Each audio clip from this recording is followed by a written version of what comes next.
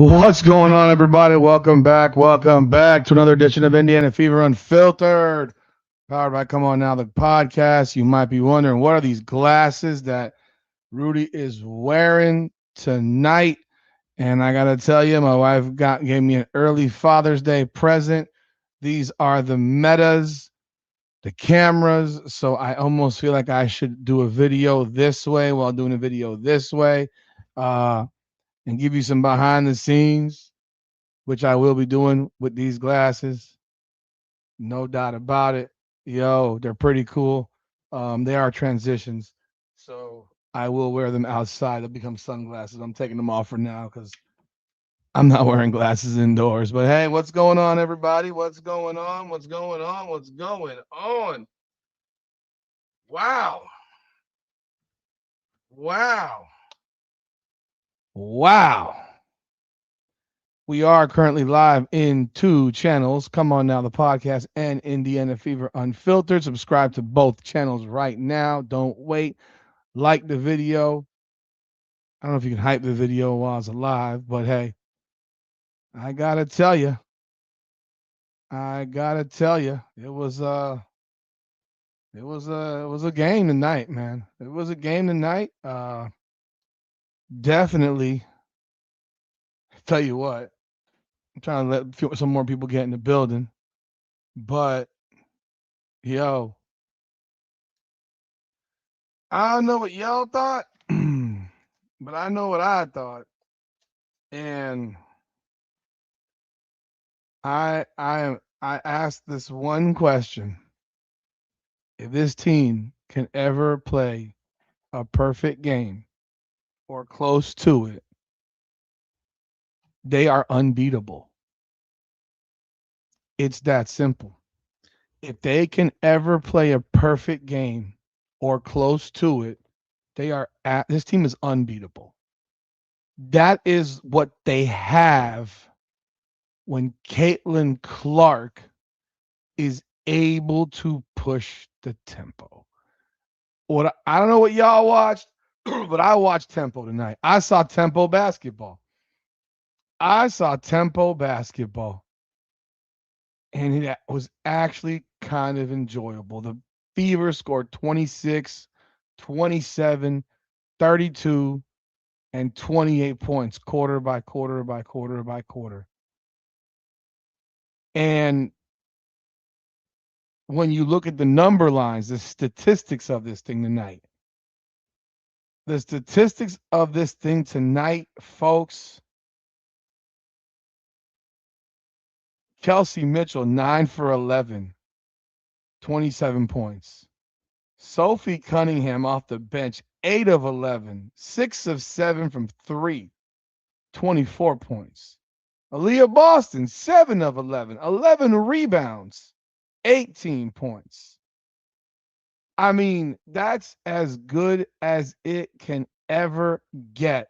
Folks, if Caitlin Clark shot the ball, well, if Caitlin Clark had shot, this fucking chair is, I bought a new chair. It keeps on shrinking me down during the middle of a video. So goddamn annoying. It's like I broke the fucking $300 chair. I don't weigh that goddamn much, bro. It's supposed to give me a 330-pound capacity. I weigh 250, bro. Yo, Caitlin Clark can ever shoot the ball. No, that's the wrong one. If Caitlin Clark could have shot the ball well tonight, the Fever would have won this game by 30 or 40. I mean, they would have put up over 120 plus points in a 40-minute game. In a 40-minute game, they would have put up 120 plus points.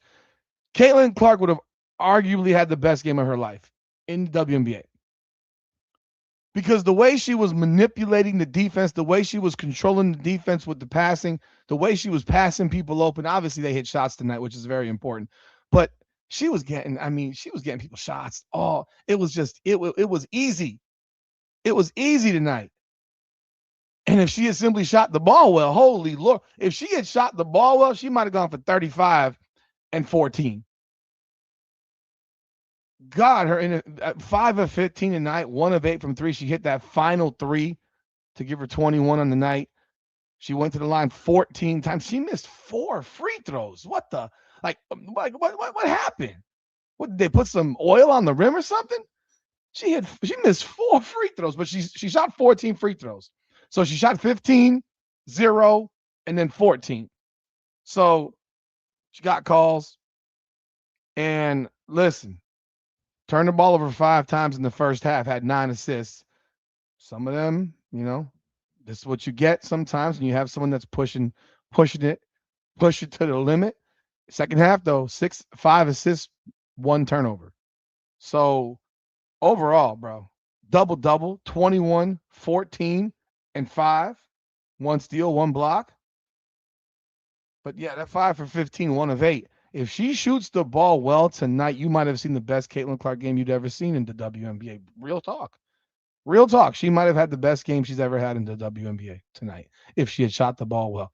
If she had shot the ball well, that would be the perfect game for the Indiana Fever because everybody shot the ball well. Everybody who matters shot the ball well.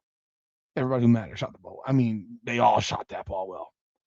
It was,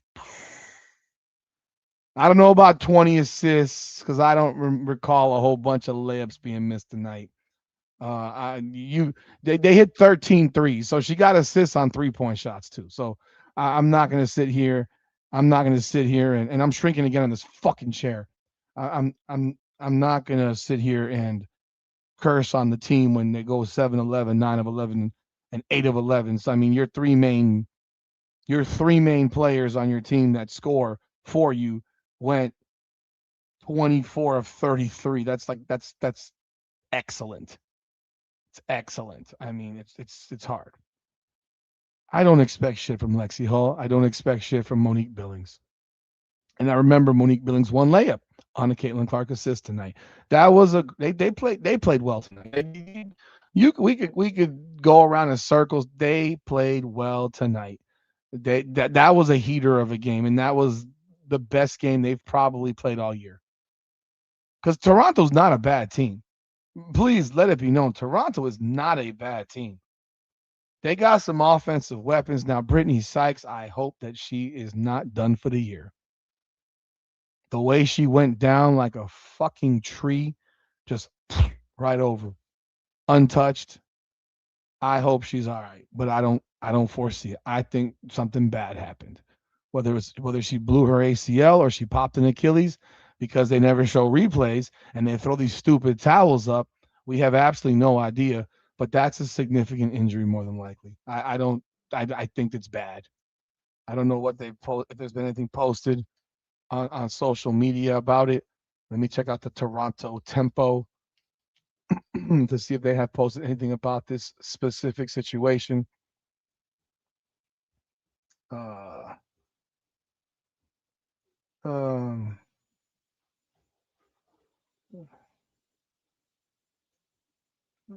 Let's see. Yeah, if anyone knows, feel free to drop a comment on that. Because I don't think they're gonna I don't think they'll post what happened to. Yeah, they ain't posting that crap. It looks significant in nature. Just being honest. Unfortunately, it did look significant in nature because, yeah, she didn't come back in the game. She was untouched, and she went right down. And this is at the USA Today. It says that she went down with non-contact injury. It was a 3-point game at the time. So Brittany Sykes matters. I mean, if you end up winning by 22, significant injury, and it doesn't. There's no update. There's no update. They're already missing Kiki Rice, Naira Sabali, and apparently Julie Aleman left the game because she had a headache. Julie Aleman left the game because she had a goddamn headache. What the frick is going on? A headache? You left the game because you had a headache? Oh my goodness, that's ridiculous.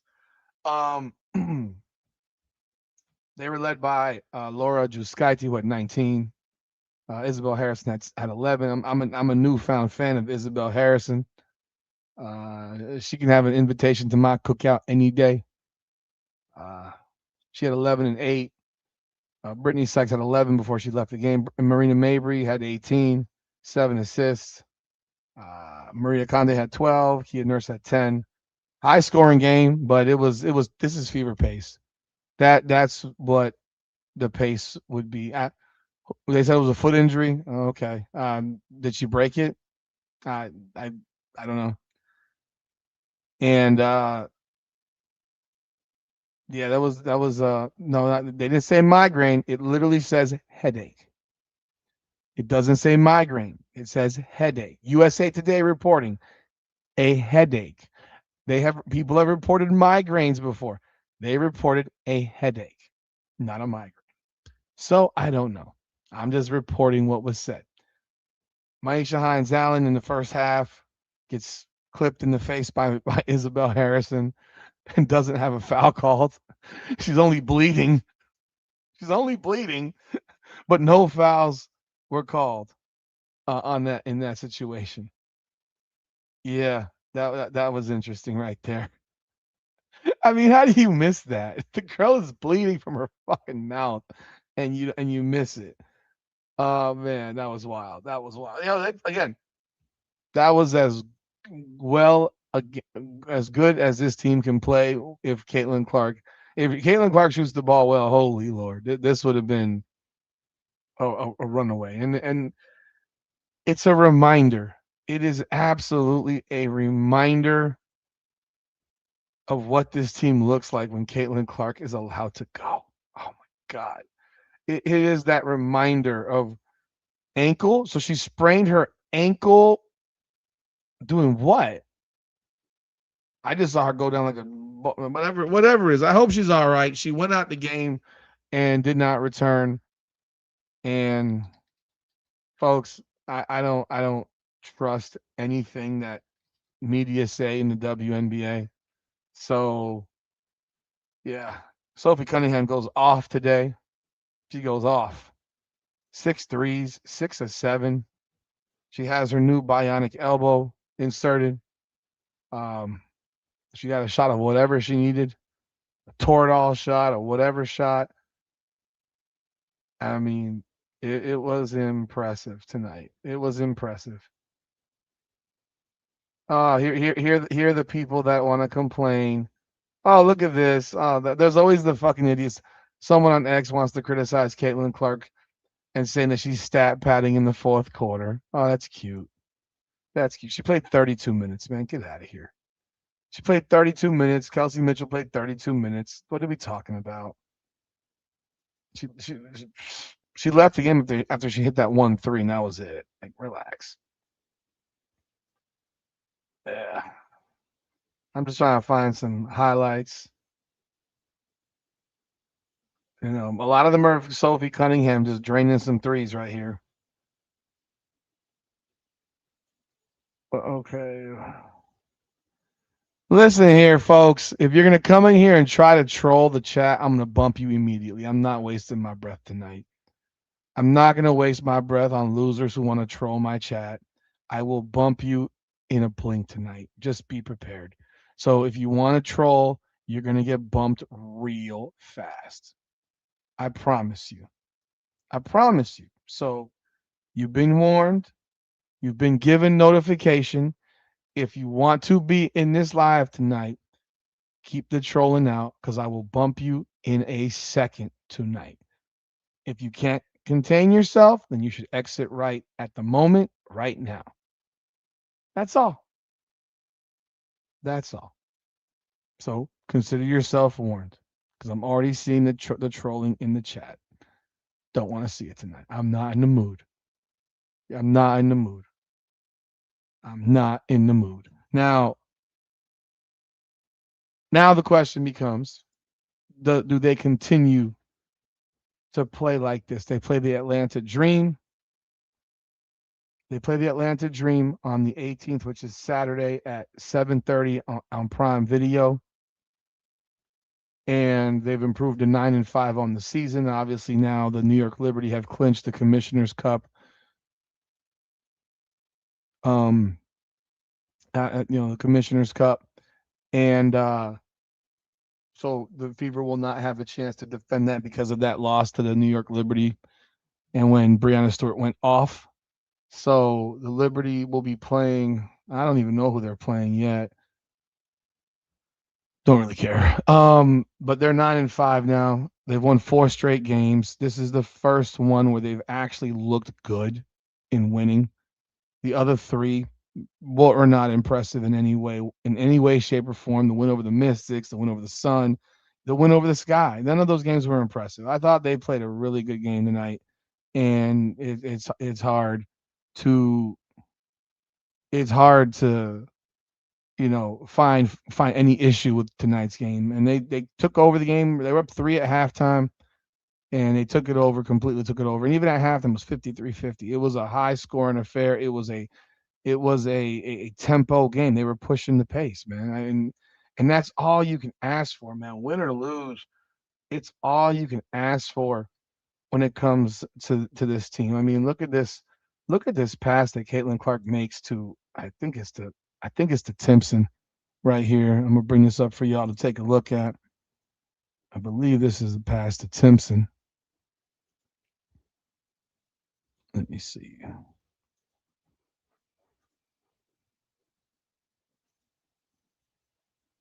With a shoulder injury for most of the year. Clark goes behind the back, gets it to go. Oh, sorry, that wasn't the pass. That was a Caitlin Clark finish at the rim. My bad. Let me find another one. Another one. There we go. That's the one, right? That's the one. I like that one. That's a nice one right there. That's a nice video right there. That's like a pop, pop, pop, pop, pop right in your face. Like I like that one. Let's see right here. Right here, we got this one right here. Clark, low cross, behind the back, no look, Timpson with the finish. If Michaela Timpson had missed this goddamn layup, I would have lost my darn mind. If she had missed that layup, I would have lost my mind. Dead ass. Like that would have been completely unacceptable. No, no, no, no, no. Could not work. Could not happen. And this is finally when Lord Caitlin finally hit a 3 tonight because she was not hitting that 3 tonight, but she finally hit one here. Bop, lock and load. Steps and finally gets that. Boom, right there. You got that 3 right there. So yeah, you got some shots that went. I mean, the shots were going down tonight, folks. They were going down. Tonight was a highlight fest. I mean, realistically, if you wanted to run a highlight fest on this entire season, I mean, you could have run it on this game. You could have run it on this game. So very, very, very impressive performance by the Indiana Fever. I can't complain about anything. Like, you know how hard that is for me? I mean, I'm gifted at complaining. I mean, y'all know I'm gifted at it. I'll find something. Don't worry. I mean, I voiced the fact that if Caitlin could be shot the ball well tonight, it would have been even probably a 30 or 40 point blowout. Oh, you goddamn it! You made me bring it. Oh, y'all fault. Okay, you want me to complain? I got it. Okay, got it. You want me to complain? I get it. You love it when I talk about something. Lexi Hull. I mean, at least you made the layup when Caitlin Clark gave you the layup. At least you made the layup. 6 points, 3 of 6, 4 rebounds. Okay, I guess you were at the game. Monique Billings, 5 points, 1 of 5. At least you were at the game. Yeah, even Dantas played. I stopped paying attention, honestly. I stopped paying attention. Raven Johnson played 14 minutes tonight, 6 points, 2 of 5. Both of those buckets were threes. Oh, you want me to complain about that? I saw that one time. I saw it one time. Okay, you didn't mean to complain. God damn. Listen, There was one play where Caitlin Clark that I remember where she just was like, it was actually right before the half. And she complains about not getting a call. And she's literally running back next to the referee, complaining to the referee.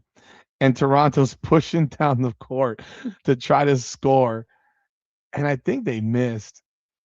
But it's like, can you not worry about complaining right now and just get your ass back down the floor on defense? You made me do it. You made me do it. You made me do it. You made me do it. Yeah, you made me do it. Listen, man. Hey. You're gonna get me on a good day today because I'm not this fucking chair. I'm not 4'4". Fuck. God damn, I need to get one of Caitlin Clark's butt pads, like in layers, to sit higher. Oh man. I watched Jason Whitlock shit today. This guy. Oh my God. Bro. I watched that Whitlock shit today. That shit show. What the fuck was that? That guy is I did a video on him before I even saw that because he put that ridiculous tweet. And he did it a day after the ATL Barbie started crying in the middle of a basketball game. Did that shit in the middle of a basketball game, started crying, wanted to fight somebody in the middle of a basketball game. It absolutely is impressive, even if you have 0 points. I agree. Thankfully, she had 21 because if she had 14 assists with 0 points and shot 0 for 15, she would be getting crucified by people. They would not let her off the hook. And thank you for the super chat, Brandon. Listen. No, I think Whitlock is honestly just a fucking weird dude, man. I'm gonna be real. I don't think he's a troll. I think he's a weird ass dude. He's just a weird guy who doesn't know who he is, what he is, or whatever, and tries to play some. I don't know what he's playing at this point because I don't buy the freaking holier than thou Jesus shit that he preaches. I don't buy it at all. Because even those that have become saved individuals, they still got demons. And they come out. They still got the shit that they deal with, and they still come out. What are you talking about? I didn't read your comment. I don't know what you're listen, guys. I got 300 plus people in here. It's hard to read. I can't read comments and talk at the same time. Otherwise, I'll just be reading comments the entire night. But he gets on there today with that comment about Reese being more mature than Clark. They're both 24-year-old kids. I'm 48 years old. If you ask what the hell I was doing when I was 24 years old, like what I was doing when I was 24 years old, I didn't read the tipped comment. Which tipped comment? What are you talking about? See, again, now you're taking me off. I'm trying to talk, and you're tipped comment. What the fuck are you talking about? God almighty. I'm looking back. I can't find it. So sorry. Tipped comment. I don't know. And so the shit that I did at 24,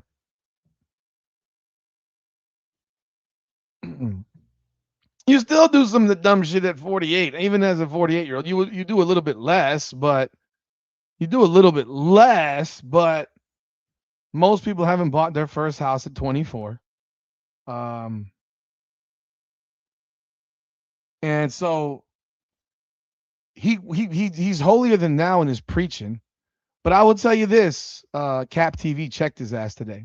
Real talk. Cap TV checked his ass today. I watched it.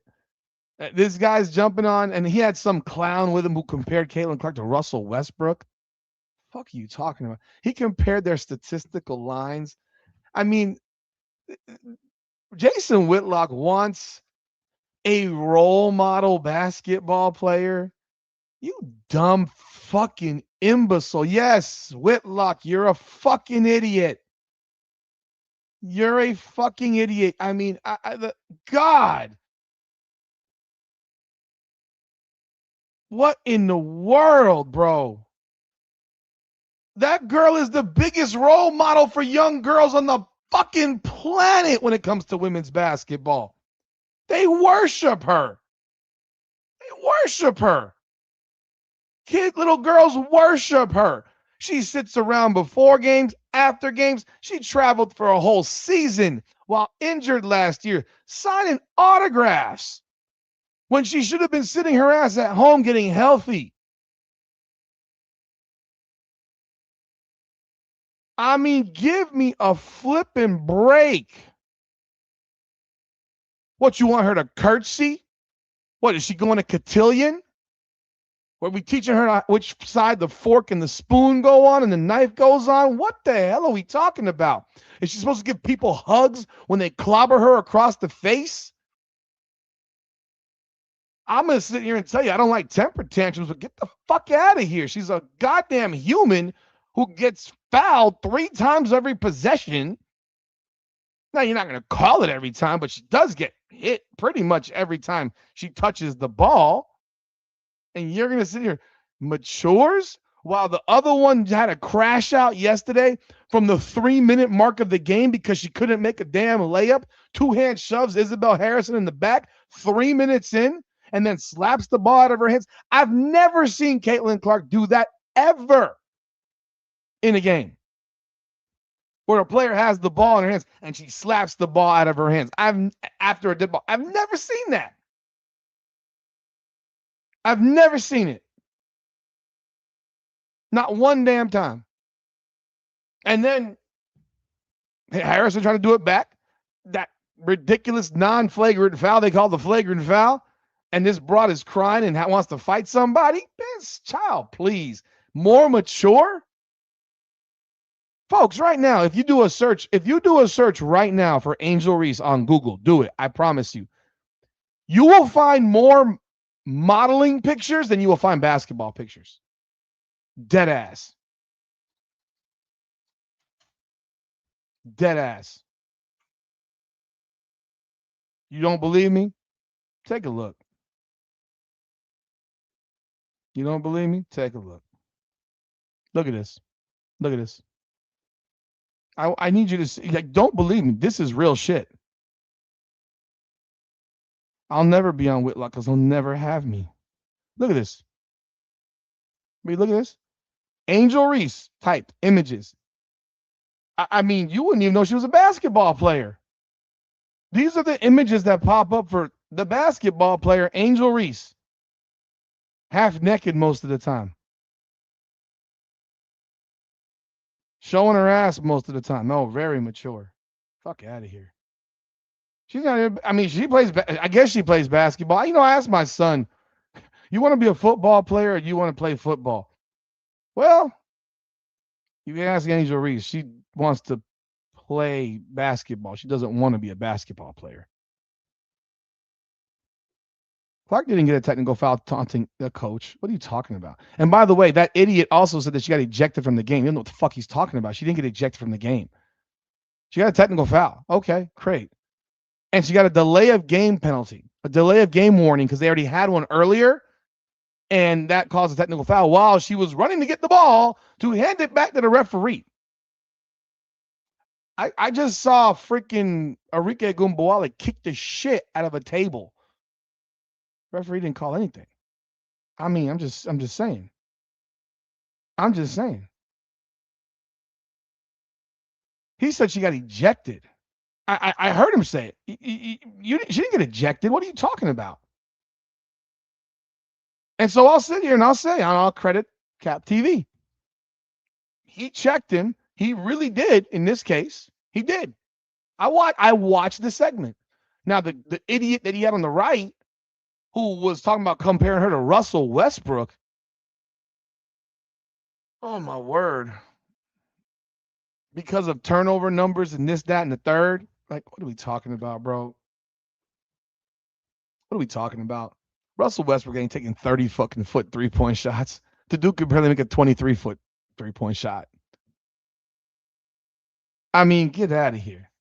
Get out of here. Like, bro, take your Jesus preaching bullshit and go shove it up your fucking ass. I don't want to hear it, bro. I don't want to hear it. I don't want to hear it. The last few games, Caitlin Clark's been really quiet for the most part when it comes to the whining. She's been quiet, largely. Have there been some? Sure, but largely quiet because in the past it was literally every other play. Now she's saving it for real ones. She's saving it for real ones. So yeah, when he, Cap TV kind of checked him, I wonder if you're gonna get an invitation back to the barbecue, homie. I wonder if you get an invitation back. He'll never invite me because he wants to eat all for himself. Like that shit's ridiculous. Like he's called everybody and their mother to be on that damn show. I'm not mad. I really don't give a fuck. I think it's funny. I think it's funny because the funny thing about it is I've been critical of Caitlin Clark, whereas most everybody else has not. Mostly no one's really made videos criticizing Caitlin Clark like I have, while also being a big time fan. So I think it's cute. Yeah, the guy, Charles Barker, Baker, whatever the fuck.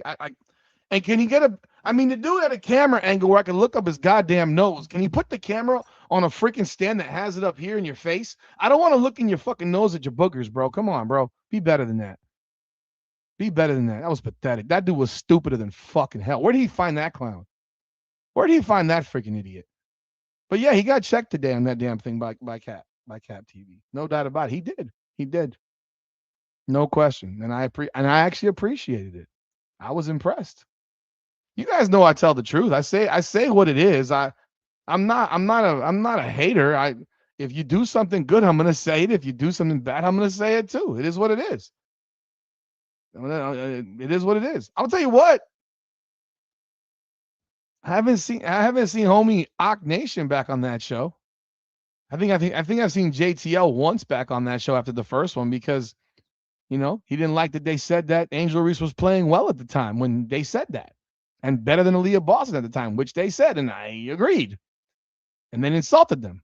So when they weren't, when insulted, oh Lord have mercy. Lord have mercy. What's up, Lester? Only thing Whitlock should be critiquing his food. I'm not gonna go call people fat. I'm not doing all that shit. I'm not doing that Stephen A. Smith. I'm not skinny, so I'm not gonna be calling anybody fat. Like I don't do that. Unless it's a basketball player that was at Iowa State and it's really about basketball more than anything else. Post games are up. Yeah, I haven't seen Knock Nation in a minute. Rhodes will never be back because Rhodes was just he's too aggressive. Rhodes is aggressive, and Rhodes keeps it a buck, and Whitlock didn't like that. He doesn't want his show being deboed by people that actually watch the freaking games. Like, understand this very, very clearly. Torn ACL. Oh, damn, that sucks. Torn ACL. That sucks. Yeah, they said ankle. Ah, come on. See, you don't go down on a sprained ankle like that, bro. You don't. You don't. If it's a torn ACL, that really does suck. Because that's a year, and that means just crossing into next season. Yeah, that crosses into next season. That would be a disaster. But you could miss pretty much all of next season too, because we are in June, and women's torn ACLs do take longer to heal. It seems like from what I've seen with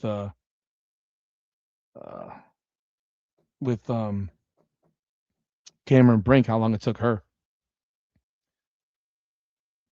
Wait? The Act Nation got demonetized and he's angry? Really?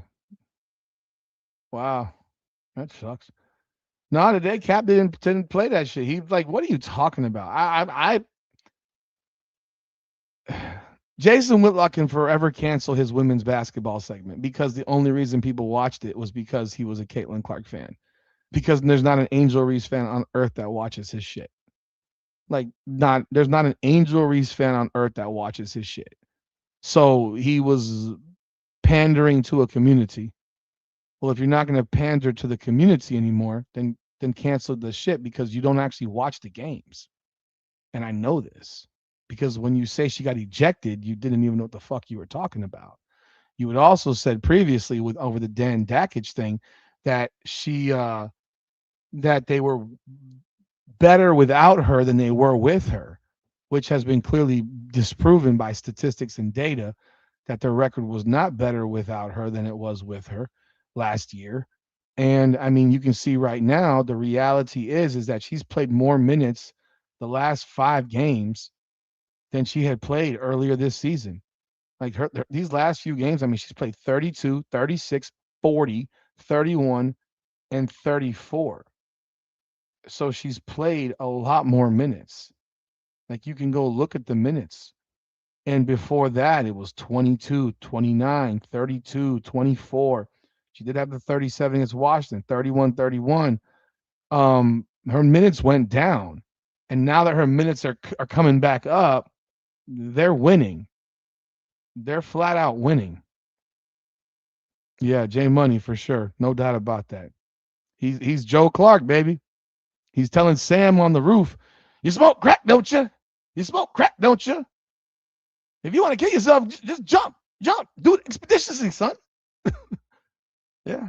Yeah. And Benson told him in the meetings, like, contrary to popular belief, I am the head in charge. Yeah. Woo. Yeah. But yeah, he's not this guy. Yeah, what if you're not gonna pander to that community, man, then you might want to just cut that shit out because no one's gonna watch that shit. Like that was really the only thing I typically watch. Like I watched his Shador shit and the Dion shit because I thought it was hilarious and it was over the top. Like, bro, you're building your entire show off of criticizing Deion Sanders. Like it's kind of pathetic, honestly. It's kind of weird. But yeah. Um just reading y'all. I'm trying to read some of y'all comments.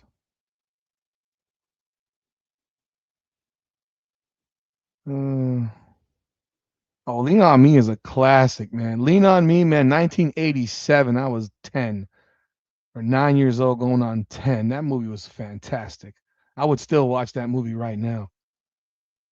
Remember, he chained the doors, locked the doors, kept that one bald black dude out of the damn building. He came back in selling drugs, beating the crap out of people in the damn. I mean, that guy was like, was he a student or was he just a local drug dealer or both? I mean, he looked like he was 30. Yeah, he looked like he was 30, right, in that damn thing. So, yeah, she's playing a lot more minutes and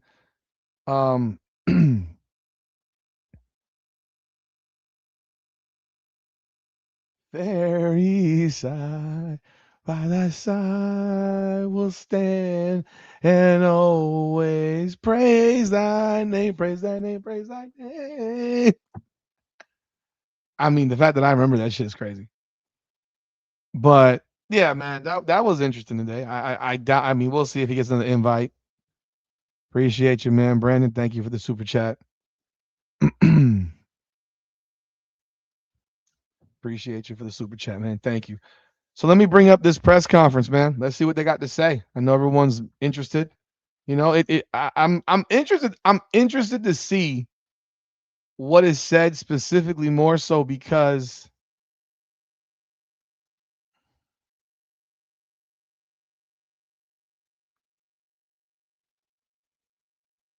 this should be the lengthiest press conference they've had all year because it should be fun, right? Typically, when you win, you want to talk. It's when you lose that you don't want to be in the room. You just want to get the hell out of there, right? You don't want to be in there. You want to go. You lost. You're not in a good mood. You know, nobody wants to do a press conference when you're in a bad mood because you can get yourself in trouble. So in a day like this, I am curious to see, one, who is in the press conference, two, how long she speaks, three, if she admits that she made some changes because their offense has been utterly horrible over the last 5 games. And yeah, I'm curious. So let me find this right here, and I'll bring it right up. Let's find this. So let's see what they got here. Let's see what Tony East has up in here. Y'all gonna make me lose my mind up in here, up in here. Y'all gonna make me ball up in here. Go. Y'all gonna make me act the fool up in here, up in here. Y'all gonna make me lose my cool up in here. Okay. I would hope that Indiana would have their stuff up, but of course they don't because they're slow. Tony East uploads it right from the room, it looks like, and he's always reporting. Can they buy this? Tony, I don't know you, Tony. I don't know you, Tony, but do me a favor. Invest $10 in a goddamn tripod. Like, for real, for real. Invest in a tripod. Just do us the favor. Invest in a tripod. Because when you're recording from up under the damn table, it doesn't look good. So get a tripod and lift that shit up so that's even with their faces. It don't cost that much money, brother. But hey, thank you for doing your link. Hold on, Pope. Hold on. Let's see here. Let me do this.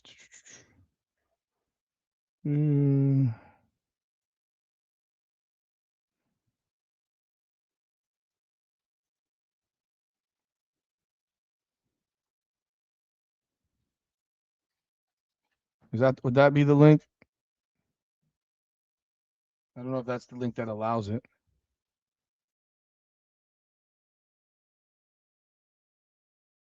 Excuse me, folks. Let's bring up Tony East in the building. Okay. So we got, wow. We got Kelsey Mitchell and Sophie Cunningham. Wow. Interesting. That's something. Interesting stuff. Wow. Let's take a listen to what they got to say. So did you change your routine before the last couple of games or anything? What do you think? I'm over here. Sorry. Hi. Yeah, it's Tony East asking the question. This guy must be sitting on the floor or something. It's like, who's talking? What you stand up, bro. It's okay. Do you change your routine the last couple of games or something? What do you feel like is going into your hot run of shooting here? It's called a PRP shot in the elbow. I do think that, just having a little bit of struggle with my elbow, but really did get that fixed. And now I'm starting to stay in my shot a little bit. But also, I think our team's just starting to catch a little bit of rhythm. We're seeing what works. We're sharing the ball. Defensively is allowing us really good offensive runs. And so, I don't think it's just me. I think it's our team as a whole. You just touched on it with the defense and offense, but this is the most points you guys have ever scored in a non-overtime game. What did you feel offensively was working so well today? Our defense. I think our pace was key tonight. Defensively, there was great communication. We followed our scout, and when we didn't, we had great communication of how to get it back. And so I really do think we kept them one and done for the most part, and we got to run in transition. So I think when Kelsey's getting the ball, when CAB is getting the ball, it opens up for everyone else, and hopefully we can continue this. Kelsey, you've been backcourt mates with Caitlin for a few years now. What is it about her ability to set the table that makes things easier for you all 14 assists for her tonight? Trying to play in space, try to cut and make the right reads. I think, she could unbelievable passer as a guard, and so you just want to try to make things easier by just playing off each other, really. And then this game this game did get a little tighter there for a while. What allowed you all to pull away? I think we did that to ourselves. We had 11 missed layups. We had 11 turnovers in the first half, and we were kind of shooting ourselves in the foot. And honestly, we've kind of been doing that all year. 11 missed layups, and they scored 113 points. But I think everyone's starting to see our growth. We came out in the second half, and we played great defense. We kind of valued the ball a little bit more, and you saw the ball was popping. Everyone was kind of getting their hands on it. And so I'm just proud of us, and we finally put the pedal to the metal a little bit. And I think we all felt that as a whole. You cannot come in here and say someone played terribly when they scored 21 points and had 14 assists. I'm sorry. You cannot jump anywhere and say that someone who had 14 assists played terribly. That's ridiculous. That's ridiculous. She didn't shoot the ball well. 10 of 14 from the free throw line for Caitlin Clark is a bad day. Yeah. That's when you set the standard so damn high that you missed 4 of 14 free throws, and it's a bad day because she's a 95% free throw shooter. Yeah, I get it. She had 14 assists. And clearly must have had a few more that got missed on layups because Sophie Cunningham just told us they missed 11 layups, which I'm sure a few of those came from passes from Caitlin Clark. If you want to say she didn't shoot the ball well, you'd be accurate. If you want to say she shot the ball terribly, you'd be accurate. But don't say someone played terribly when they won by 22 and she had 14 assists. That's just fucking retarded. Respectfully, that's fucking retarded. That's fucking retarded. That just is dumb. That's dumb. That's just dumb. Unbelievably dumb. And yeah, if you said it, yes, I'm saying that you were dumb for saying that because the game is not just scoring the bucket. Some of y'all will jump on here and tell me Lexi Hull played great. And she has 6 points and 4 rebounds. 14 assists. 14 assists? Them same folks will think that 17 rebounds is more impressive than 14 assists, and I'm sorry, it's not. It ain't. It never will be. It never will be. But then there are days where I think Angel Reese has played well, and people say she didn't play well, and I disagree with them. I watched the game yesterday that she played yesterday or whatever, Sunday. I saw it. I saw the game. After people asked me to watch it, I watched the game. Her 15 and 17 was shit. Yeah, it was shit. Because she had 5 when Harrison got ejected. They were already up 10. And she had 13 boards at that time because she had missed 11 of 13 shots. And the ball kept coming right back to her. I watched it. She had at least 6 offensive rebounds off of her own misses. And it wasn't that she shot. The ball came right back to her. Getting an assist is harder than getting a goddamn rebound. But I do give respect to Angel Reese for her ability to dominate glass. I've given it to her many, many times. But to sit here and say Caitlin Clark played a terrible game, was shit today, like, come on, bro. That's ridiculous. That's ridiculous. Just further review, just along that same vein, this is the first game, and I think it's the past 4 games. I would tell you 17 rebounds is impressive if 11 of them weren't offensive boards, of which more than half of them bounce right back to her. Like I watched the game. If I put the ball into the bottom of the rim, the ball comes straight back down to me, and everyone's behind me, well, I'm going to get that rebound every time. That wasn't a positioning rebound. The ones that impress me more are the positioning rebounds. When you read the ball from somebody else and you get position to get that board, that's more impressive than I jack the ball into the corner of the fucking rim and it bounces right back into my hands. I do it again. The ball gets blocked right back into my hands. And those are both called rebounds. Those are shit. Those are shit. Those are shit. You had that 10-point lead in the third, lost it, then came back, but you hung on to the lead this time. Just what was the difference today versus the last 4 games? Try to learn from your mistakes. I think that's the best way to put it. You get experience, you know what it's like, to lose those leads. We take pride in doing our job and, making sure things are minimized and the margin for error is small for us. And so we want to make sure that we get on these things early. And so I think the difference is just making sure that you watch the film, you appreciate some of the mistakes that we made as a group, and then try to flip the script. Brandon, thank you for the super chat. 14 assists is equal to at least 28 points. Add that to Caitlin Clark's 21, then watch the haters. Yeah, she accounted for at least 49 points today. And I would venture to guess there's more because some of those were threes. So, and yeah, you know what? If a shot's open and they make it, so be it. It's open. Caitlin Clark passes people open a whole lot, man. Caitlin Clark creates the layup for people that's wide open. Hell, she's created layups for people that are wide open that they miss. So, I mean, come on. Yeah, the Kelsey Mitchell the Stephanie White interview is not even up yet, so that's why I put this one up first.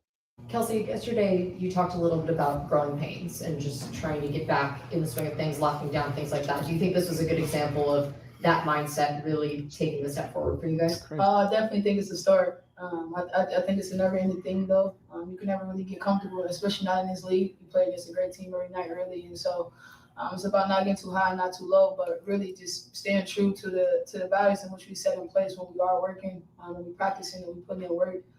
It's important that we try to keep those principles and stick to them, and actually believe them, especially when things are going bad. I think that sometimes we kind of waver in our mentality when things are not going the best, and I think that as a group we just got to keep believing and pouring into each other.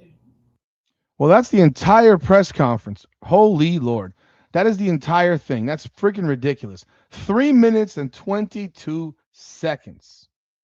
That is what we got for a press conference right here. I mean, you gotta be kidding me, man. Seriously, guys? Is this what we're doing? We don't have Stephanie. Oh, is that Stephanie? Okay, here's Stephanie. Here's Stephanie White now. Okay. I can't believe that they did 33. Oh my God. Her interview is 2 minutes and 50 seconds, folks. Her interview is 2 minutes and 50 Steph, seconds. 113 is the most the Fever have ever scored in a non-overtime game. What did you see humming offensively, and especially at the last couple games? It felt like you guys have taken some steps on that end of the floor. I think our pace is better, and our pace is going to be better when we're better defensively. Respectfully, Stephanie, you give up 91 points.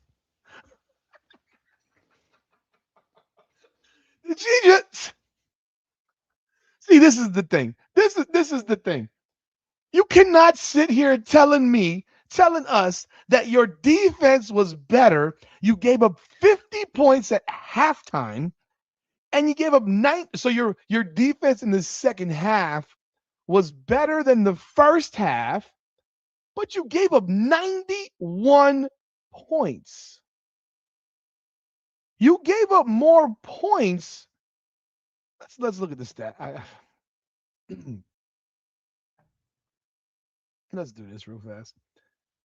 They shot 45%, 44% from 3, 11 of 25. You out-rebounded them, which was really the difference. And, I mean,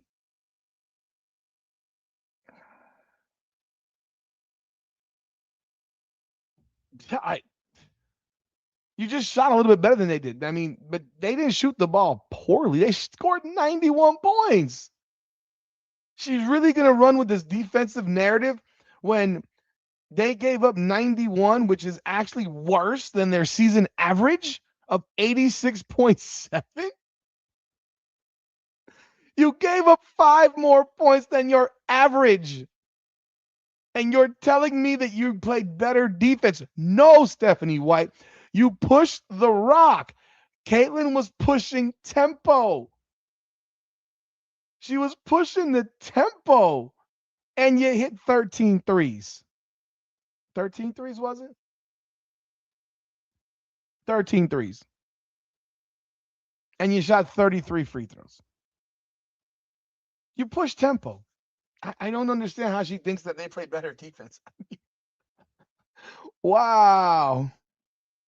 Limit, fouls and free throw opportunities. I think the way we're moving the ball, when we kick it ahead, we get it side to side, we track what our numbers look like when we get paint touches and when we get ball reversals and when we don't. And it's always better when we get a ball reversal, and it's always better when we get a paint touch. Shots going in is obviously extremely helpful, but when Sophie plays this well, what does that unlock for the rest of the team? Yeah, I mean, it's huge because she has the ability to space the floor, and our guards do a good job of finding her. She gets in their line of vision. Sophie is one of those players that she can bring so much. I think her leadership has been outstanding as well, and her ability to knock down a shot is huge for us. Sophie told us she got a PRP shot in her elbow, and she's playing well. How tough is she? And she's an athlete. We don't know what that means, but seeing that up close. Yeah, I mean, she's tough as nails. She's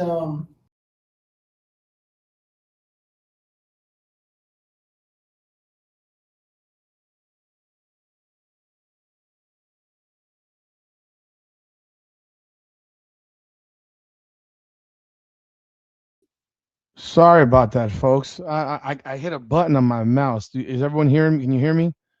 Let me bring this back up because I hit a button on my mouse and it brought me back. Shit. Hold on a second. I don't even know. I got buttons on the mouse, and I think I hit one of the buttons, and that brought me like, what the hell just happened? Let me bring this back a second.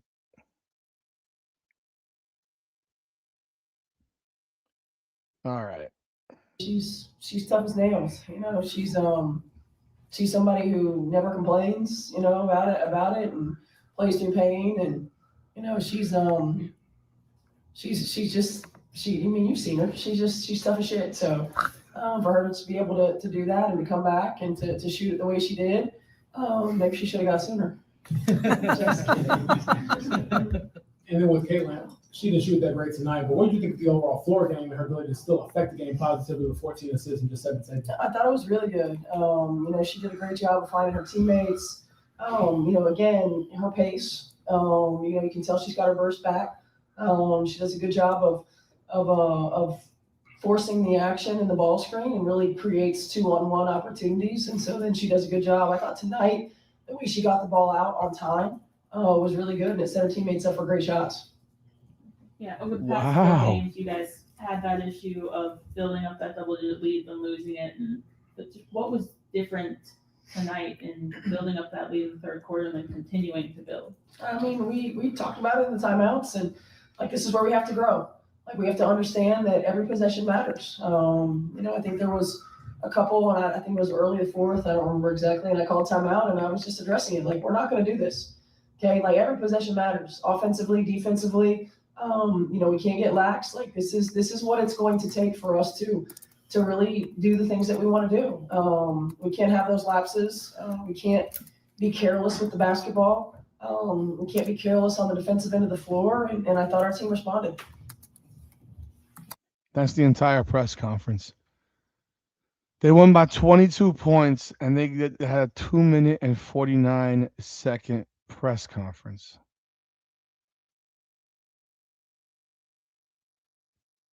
I mean, you can't even get this woman to talk for more than 3 minutes when they win.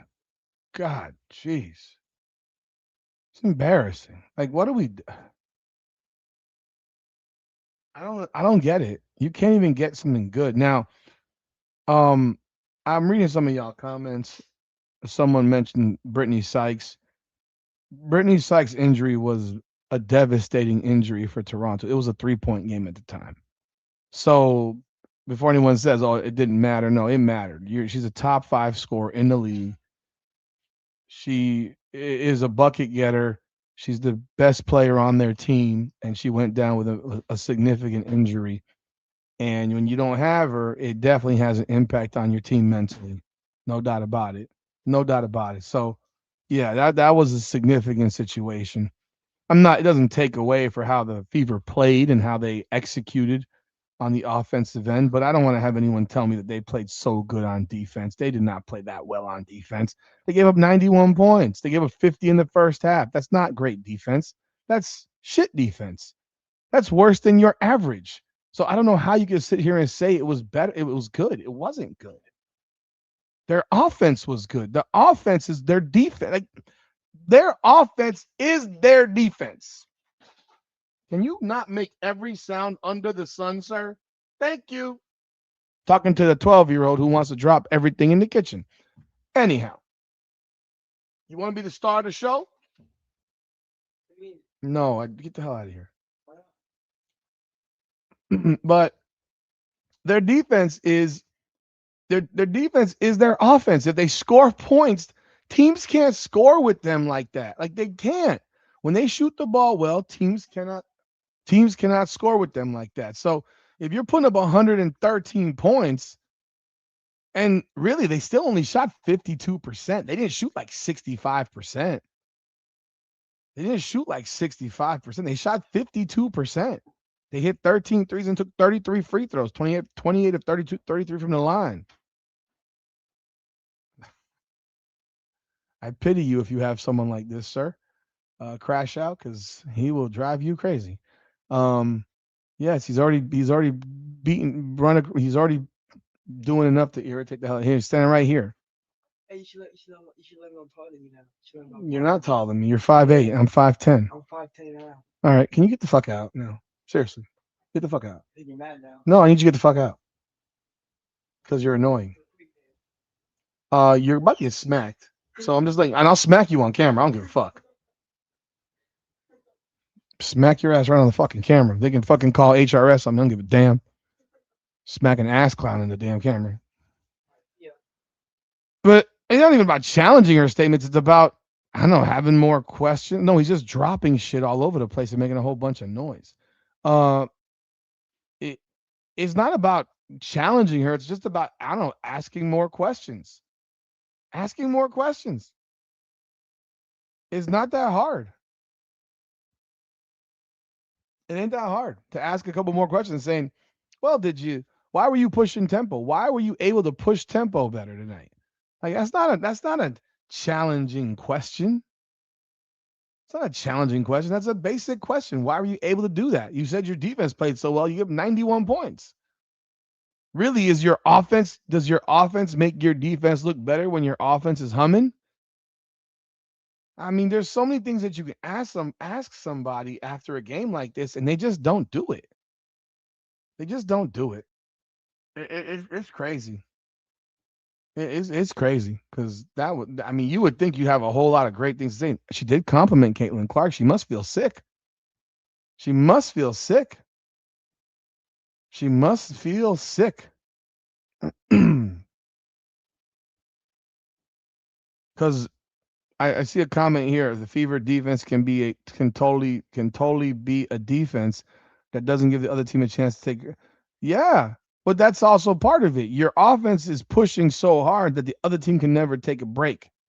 So because you're pushing tempo and you're in great condition cardio wise, they're on their heels the entire game. Of course he gets spoiled. Of course that's why he is how he is. Of course he's spoiled. They're all spoiled.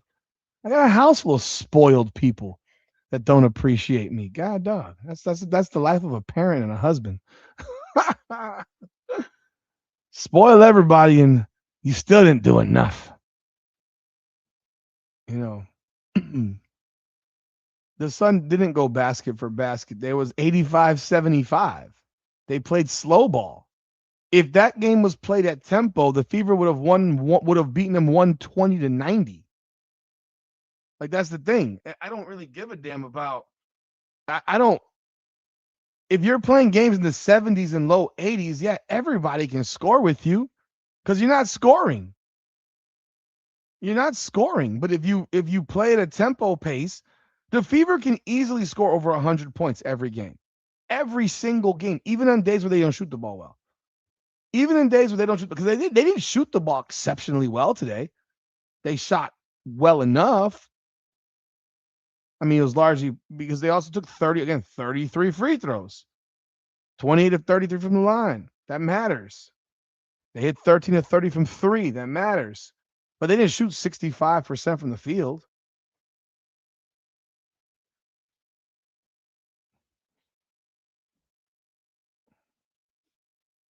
I got another person interrupting my podcast now. What the fuck? It's like everyone wants to interrupt me. I got the son doing it now. The wife is doing it.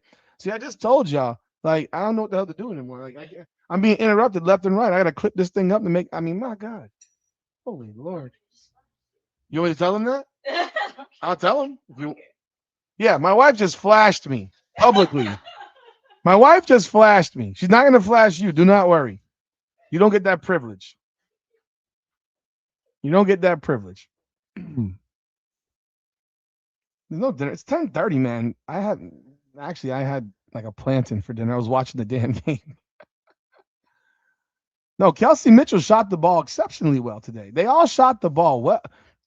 As a team, they didn't shoot the ball well. As individuals, the three people that Caitlin Clark needs to shoot the ball well in order for her to rack up assists, it is our Aaliyah Boston, Kelsey Mitchell, and Sophie Cunningham. Because the rest of them, Monique Billings, 1 of 5. Lexi Ho was 3 of 6. She wasn't terrible. Hines Allen, 0 of 1. Timpson, 1 of 3. And Raven Johnson was 2 of 5. Demir was 0 of 1. Really, the person that shot like shit was Caitlin Clark. Shot like shit was Caitlin Clark. Like, that would never happen.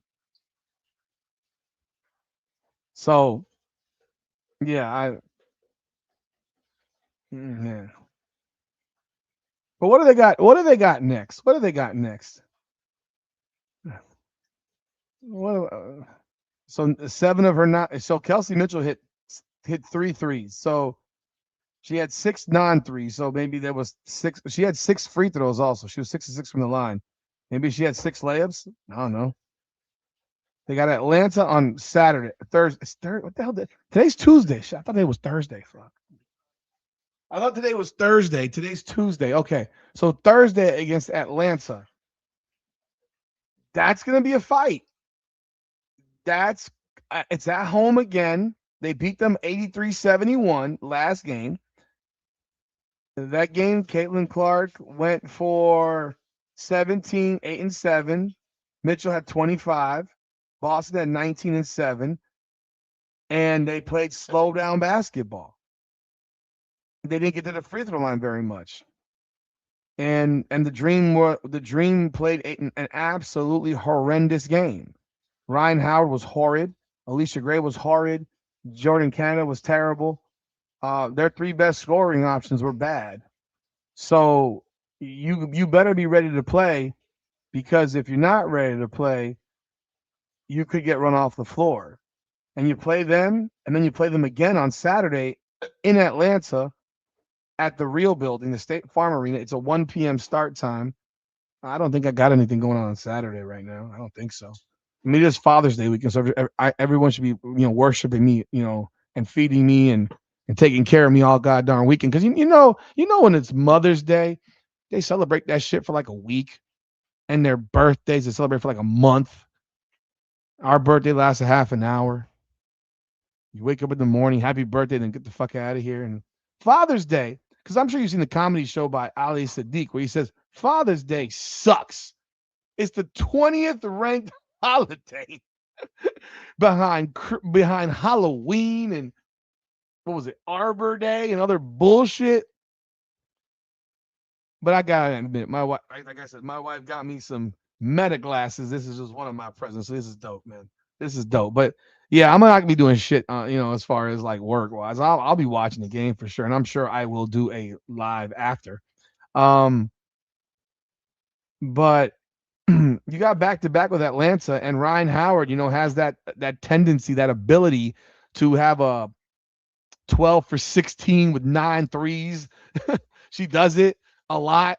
Oh, not a lot, but she does it like every now and then. And if you catch one of those, you're in trouble. You're gonna lose. I get Father's Day and Juneteenth. I'm not black, so I'm not black. And my kids got school that day, and I have work. I'm not closed. My job is open on Friday. Not every company is observing. Not hell. Some schools aren't. My son is in school right now. They're not even observing it yet. But yeah, you cannot play a shitty game against Atlanta like this. You can't count on another shooting performance like that from the Atlanta Dream. That's not going to happen. They're too good. They're too good. They're too good. After they lost to the Liberty by 14, they just beat that same Tempo team by 25 on Sunday. So on the road, no less, with Brittany Sykes on the court the entire game. So they're good. They're good. I know the Fever have beaten them, but you can't sleep on this shit. You can't sleep on this shit, bro, because they're good, and you got to deal with that Angel Reese. Folks, you want to hear some funny shit? Honestly, I have all these platforms. Brandon, thank you again for the $5. I hate to ask you this, but do you think they hate Caitlin Clark just because she's straight white female that is Jordan like him? The question is, who is they? Really? Do I think there are people that dislike Caitlin Clark because she gets credit they wish they got? Yes. I don't know or think that it has anything to do with being a straight white female, because there's a number of straight white females that nobody hates because nobody knows. Like, nobody hates Lexi Hull. Nobody hates Lexi Hull. Now, I think she sucks, but nobody hates her. I think they resent her. I think there's players that are jealous of her. I think the mediocre players are not jealous or hateful because they're getting paid because of her. The players that are largely resentful and mad and bothered are the ones that are at the top of the food chain because they're wondering why they didn't get this type of love. They're the Asia Wilsons of the world who say my blood boils because of this stuff. Well, why does your blood boil? Because someone actually brings fans. Like what? Why would you? Why would you? Why would you be resentful of someone who brings fans? But yet they are because they wish it was them bringing the fans, because it was them bringing the money, and then they would be the ones getting paid. Like the reality is, there's only a handful of WNBA players that make real money off the court. Like just because they gave away some bad contracts to some trash can players like a Shakira Austin or a freaking Temi Bentley or an Azare Stevens, or an Ariel Atkins, players that don't deserve that type of money because they're not very good. But you got the players like a Nafisa Collier and an Asia Wilson and a Sabrina and a Brianna Stewart, etc. Jackie Young, a Chelsea Gray, those types of individuals who are bothered by the fact that they don't get that love. I don't think Sabrina is that much, honestly. It's largely the black women players. I mean, realistically, I don't think Paige Beckers has a beef with Caitlin Clark by any means at all. I don't. I do think that the NIL thing that you just mentioned there, Toro, actually matters to these people. I think they're jealous of that. I was talking to a guy who played college football. Hell, he played he's actually the coach. He's my son's coach at his high school. They started playing football already. I think they absolutely hate them because of it, Dante. I think they hate these players because I think a lot of these young players are really disliked because of it. Look at Olivia Miles. Olivia Miles was mocking Asia Wilson yesterday. That was hilarious.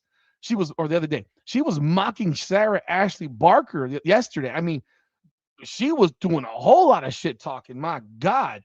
But Barker's a second-year player, so it's these older vets. They're not happy they're not happy that they never got NIL. I can tell you that for sure. I talked to my son's coach now. I was like, how do you feel about the fact that these young guys are getting paid all this money and you went to a high major Division I school and you didn't get paid $1 like this? Oh, it's like, oh my God. And he's not old. He's not old. He's not even 30 yet. But he didn't get NIL money. And he played in the NFL for 4 years. Was drafted in the NFL. And he's like, man, they're not happy about it. It's like Charles Barkley and Shaq and all these guys when they get on TV on ESPN now, and these guys making $60 million and they suck. Like Charles Barkley was one of the best players in the world, making $3 million a year. The guy who's like the 15th guy on the bench is making fucking 15 now. Like, what are we talking about? So I think that I would disagree. April Nicole, I know you're here to fucking troll, and you did it yesterday too. And I'll tell you, I know you're here to troll. You cannot sit here and say that people don't have beef with her. Like, give me a break. They're jealous of her. It's a jealousy thing. Jealousy creates beef. Jealousy creates beef. If you're jealous of somebody, you create a beef because you're jealous. Hell, they're jealous of Paige Beckers. They're absolutely jealous of her. They won't speak on it as much because she's a lesbian and she's done all that freaking pandering. But you don't tell me shit about them. There's a beef. There's a jealousy and a resentment. There's no question. There's no question about it. There's no question about it. And the fact is that she brings fans that they can't bring. That if she left tomorrow, they would have problems. They would have problems. Really, what are they jealous about? Man, don't be stupid. Respectfully, don't be stupid. Don't be stupid. What are they jealous about? So what are they jealous about Angel Reese for then? I mean, let me know, because I've heard people on the Angel Reese side say that these players are jealous of Angel Reese.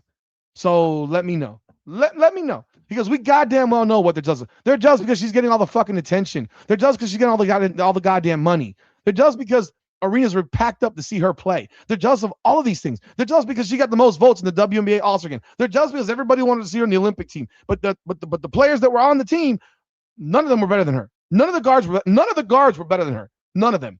Not at the time, not after, not before. None of those players were better than her. She had better numbers than everybody in that damn team, and every guard on that team.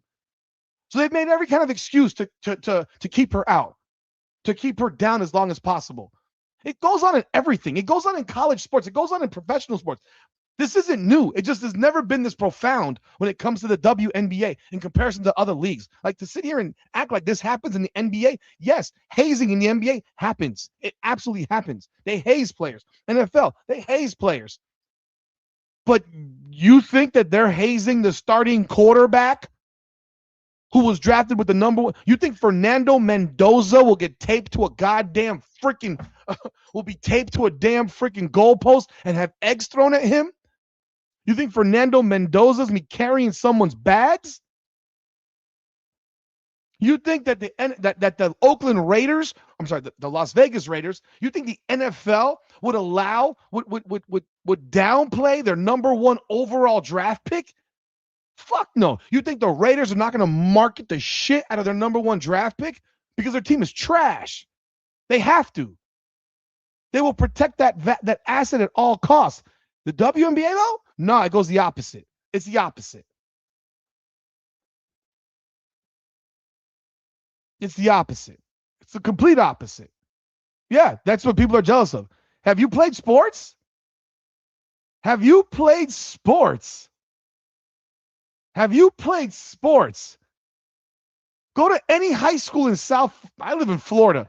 You can go to, people transfer schools because they want to play football in front of, I don't fucking know, people. People. You want to play in front of an empty building? Nobody does. Nobody does. Nobody wants to play in front of an empty building. You know what? Let's put it this way, because I know you're an Angel Freeze fan. You played basketball. You're in Florida too. So you like playing in front of empty buildings? You like playing in front of an empty building? Because you want to know what? I'm from South Florida. I don't know where you're from. I'm from South Florida.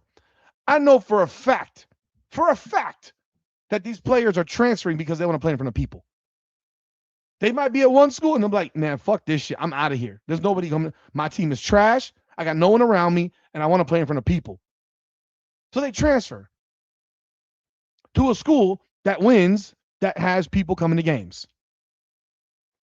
It's the most basic thing on earth. So don't tell me that WNBA players aren't jealous of the fact that this lily white girl who just came off the farm in Iowa walked into their league, filled up every goddamn building in the league, but when she's not in the building, nobody watches us play.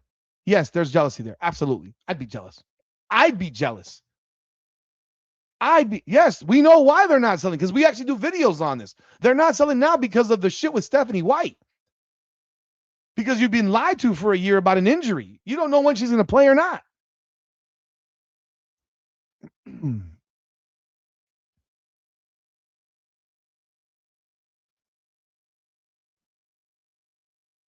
So I could sit here and tell you right now, I know for a fact that there are kids that transfer into St. Thomas Aquinas High School in Fort Lauderdale, Florida, because that team gets to do everything. And they play in front of 6,000 people in their home stadium every single weekend. Every home game they play for 6,000 people. Every game. Miami Northwestern. Most people would not typically transfer in to first of all, South Florida. Miami Northwestern is an all-black school in a very, very impoverished neighborhood called Liberty City. It is not a good neighborhood. You would not see a whole bunch of white people or Latino white people walking through the neighborhood. In fact, you would never see it. And yet, those individuals are transferring to Miami Northwestern to play football because they know that the Miami Northwestern fans are lunatics. They're lunatics. They support their Northwestern Bulls. They put 5, 6, 7, 10,000 people into that stadium. Whereas a similar predominantly black school in the same area can't put in 500. Come on, man.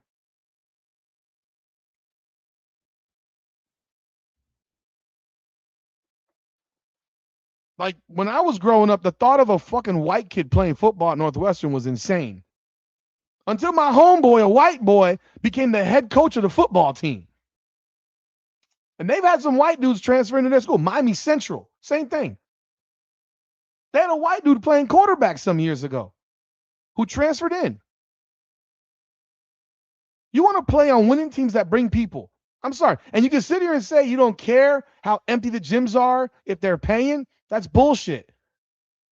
That's bullshit. Because the fact is Caitlin Clark filled the gym to get these dumbasses paid. And they still don't fucking respect her. They still don't fucking accept her. And they still don't appreciate her. Literally fucking 6-7 years ago, you were getting 4,000 people, 5,000 people in 17,000 seat arenas. Angel Reese right now. Edison can't draw flies to shit, bro. I covered Edison High School. I went to high school 5 minutes from Edison High School. Edison High School can't draw shit.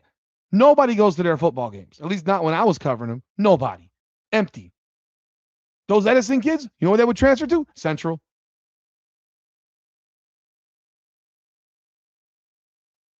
Yes, I knew them. I went to a Miami Soul game when they had the team. You know how much it cost to go to that game? $3. $3.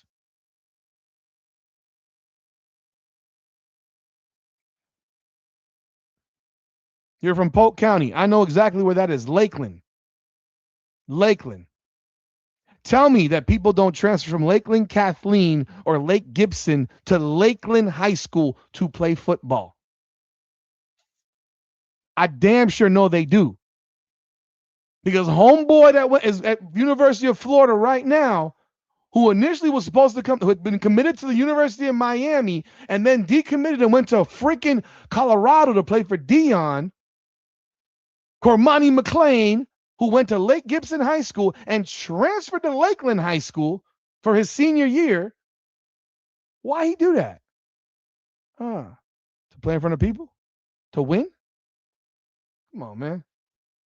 I know exactly where Polk County is. I know exactly I know Florida. I've covered high school sports for 30 years. Since right when I got out of high school. I had a website covering high school sports.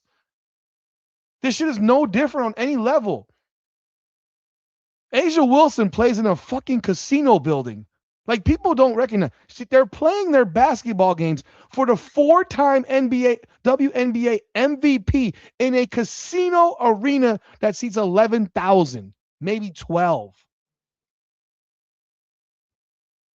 For which I would venture to guess that a lot of the tickets that go to that game are comped to people gambling because it's in the Mandalay Bay. They don't play in a 20,000 seat arena literally down the street because they can't fill it.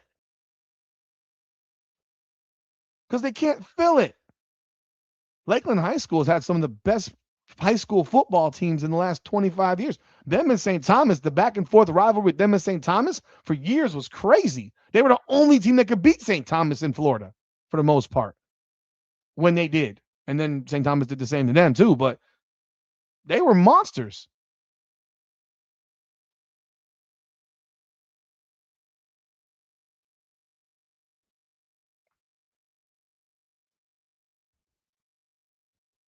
But shit. I mean, Angel Wilson can't put 20,000 in any building ever in her life. In her life. At South Carolina, she could, because there's not a goddamn thing to do in Columbia, South Carolina. WNBA? She can barely. I'm curious. Let me take a look. I'm nosy now. Now I'm nosy. Now I have to do this because I'm bored.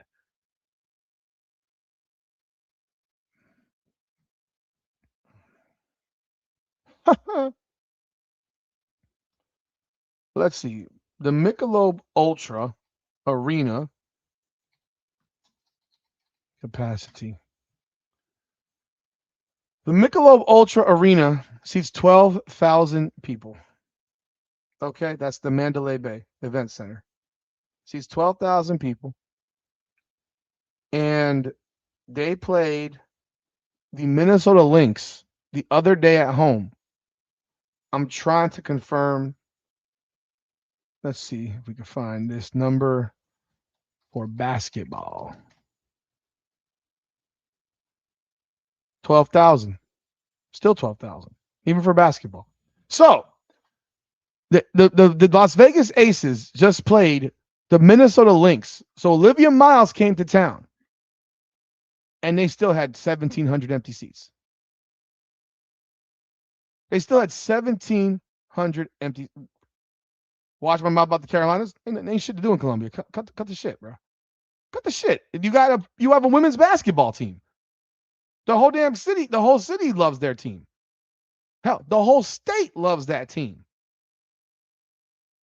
I mean, they love that damn team so damn much that when Raven Johnson was being waved off by Caitlin Clark, all the white people from that area were sending messages to Raven Johnson, and people thought that shit was really Indiana Fever. I mean, Caitlin Clark fans. No, it was South Carolina rednecks that didn't fucking like. Real talk. I mean, shit. I'm a North Carolina basketball fan. I've been a UNC fan my entire life. But let's not act like there's something to do in Chapel Hill besides UNC and then Duke and Durham. What's there to do? Sorry. Columbia, South Carolina, I've been there. Ain't shit to do. Hell, Columbia, South Carolina made me uncomfortable when I went there. Oh my God. That player area made me uncomfortable, bro. Like I was uncomfortable. I mean, you already know that my wife is a black woman. I mean, I've dated black women my entire life. I had a black girlfriend at the time, South Carolina. We people were looking at us like we were the fucking plague. Like what? The disgust in their faces. I was uncomfortable. And I have never uncomfortable. I went to freaking Florida State and I would be at FAMU all the time. This is 1996, 97. South Carolina,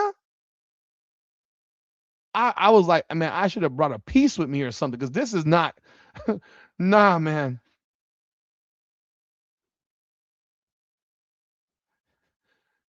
You blend in if you go by, if I go by myself.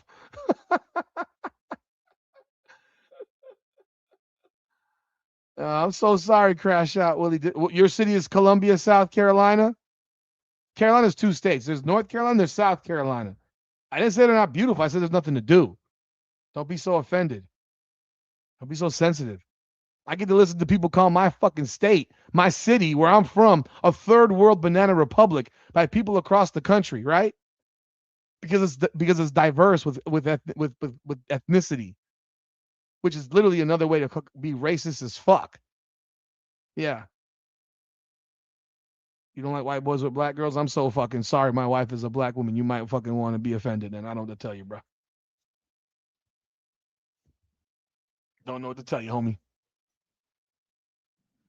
I don't know what to tell you, homie.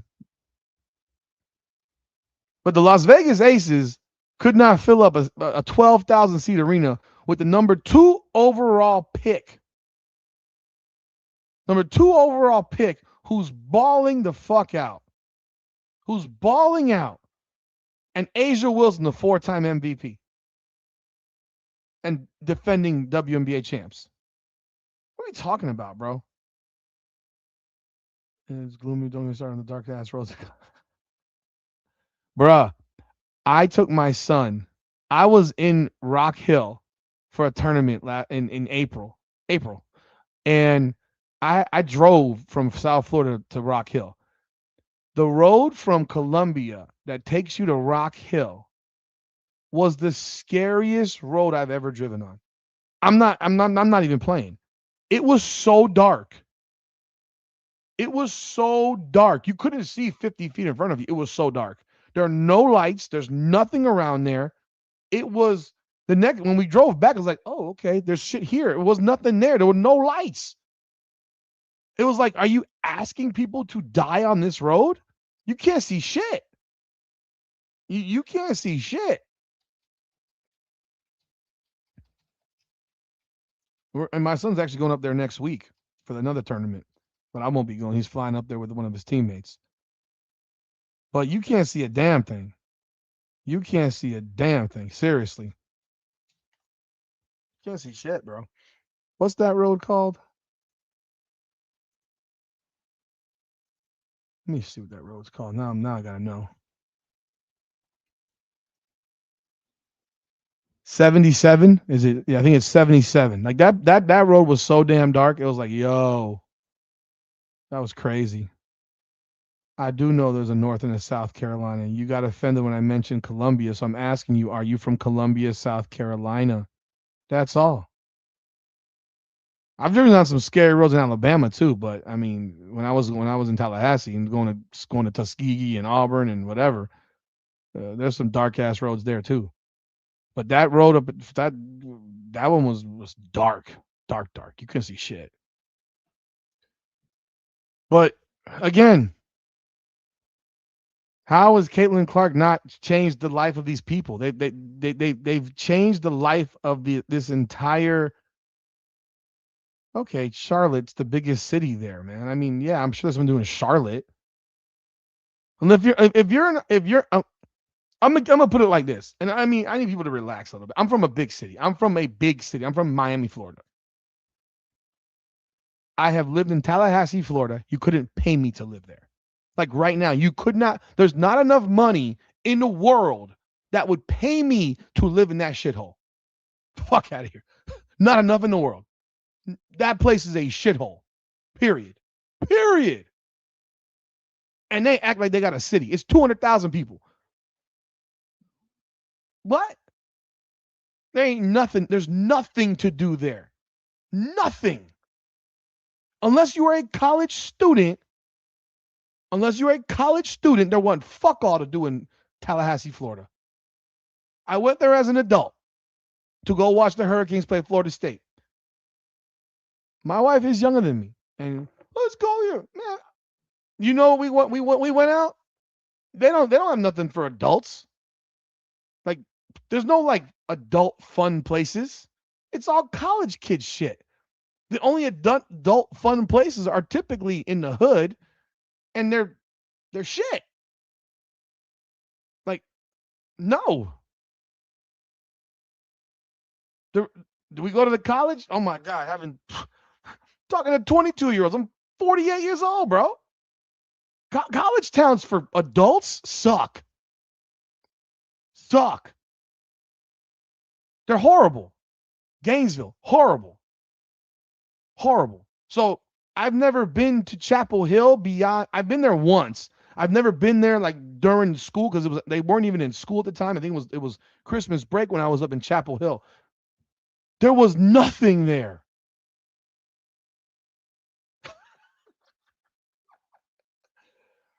That's pretty much it in Tallahassee. That's all you can do, Toro. That's all you can do. It's shit. It's dog shit.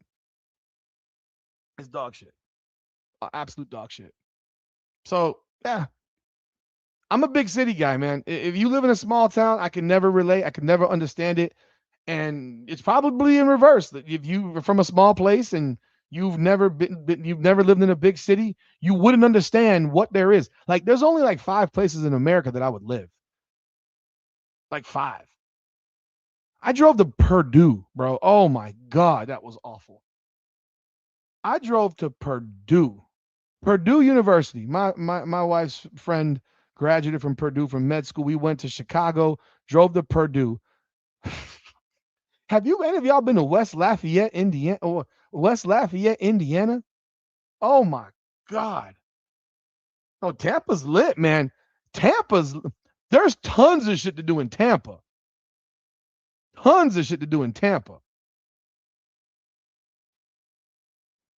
But I'm from an area where I want to have options. Even if I don't leave the house, I want to have options.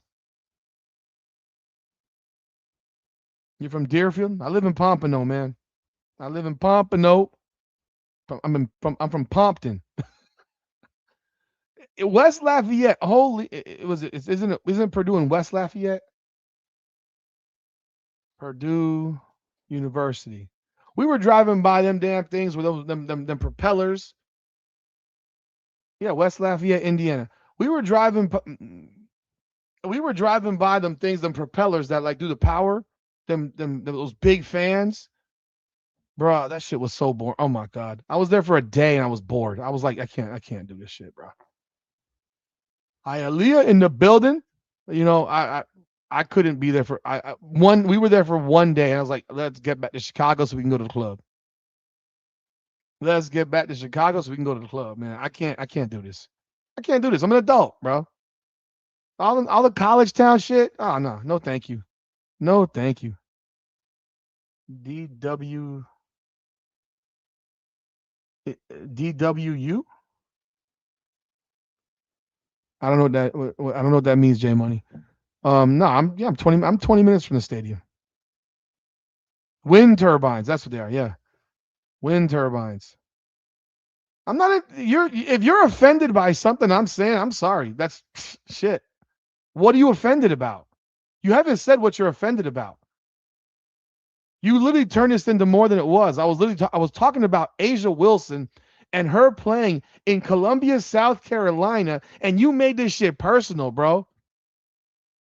You made it personal. I was talking about the fact there's nothing to do there, so they love their basketball team. They love their fucking team, bro. That's all.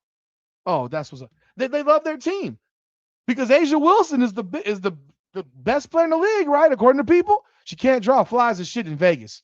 They can't put her in the damn in the T-Mobile because nobody will buy a ticket.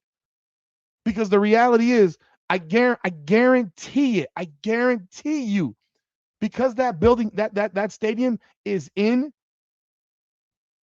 that stadium is in a casino, they give away tickets for free for those games. They give them away. There's no way. They give them fuckers away. They give them away.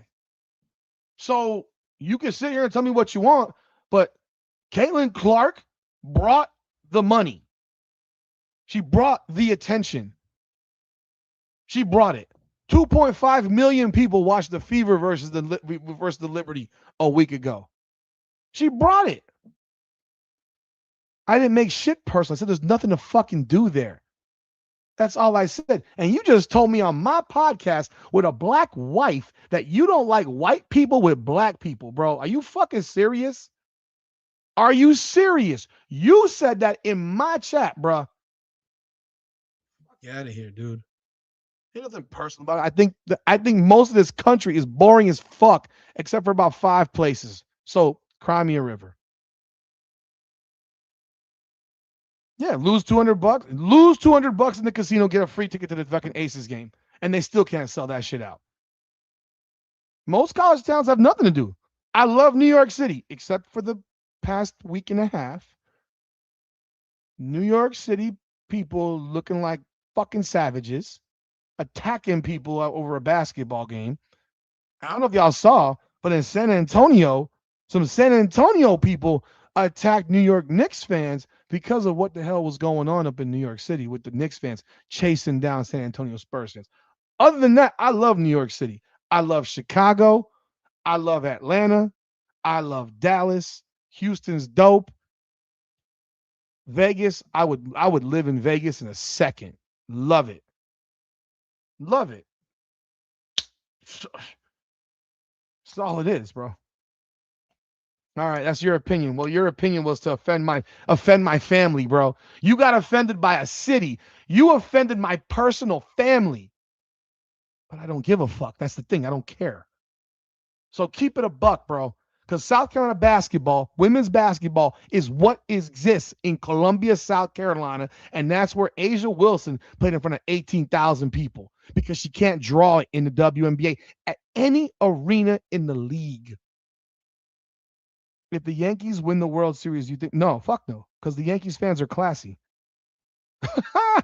Yankees fans don't. See, what you see from the Knicks fans is that's the lowest level of dreck in New York City.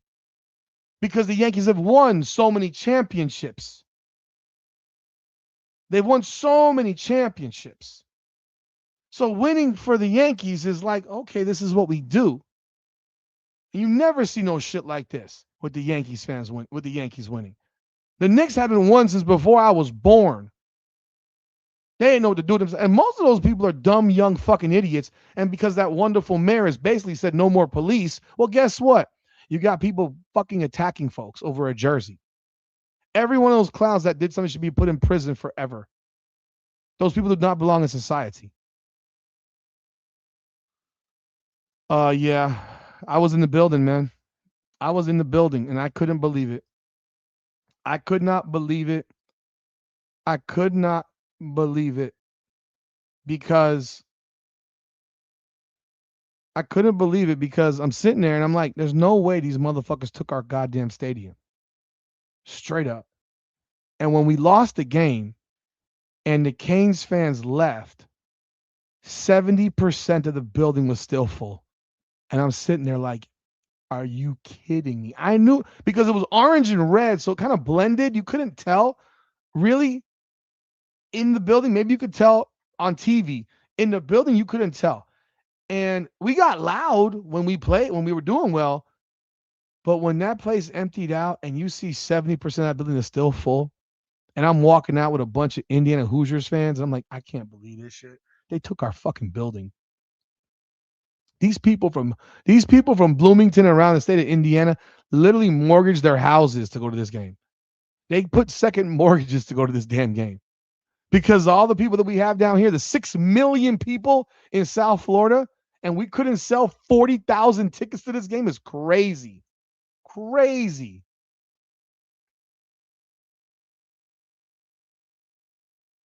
Yeah, Dante, that was the lowest level of dreck on earth. The New York Knicks fans are trash, bro.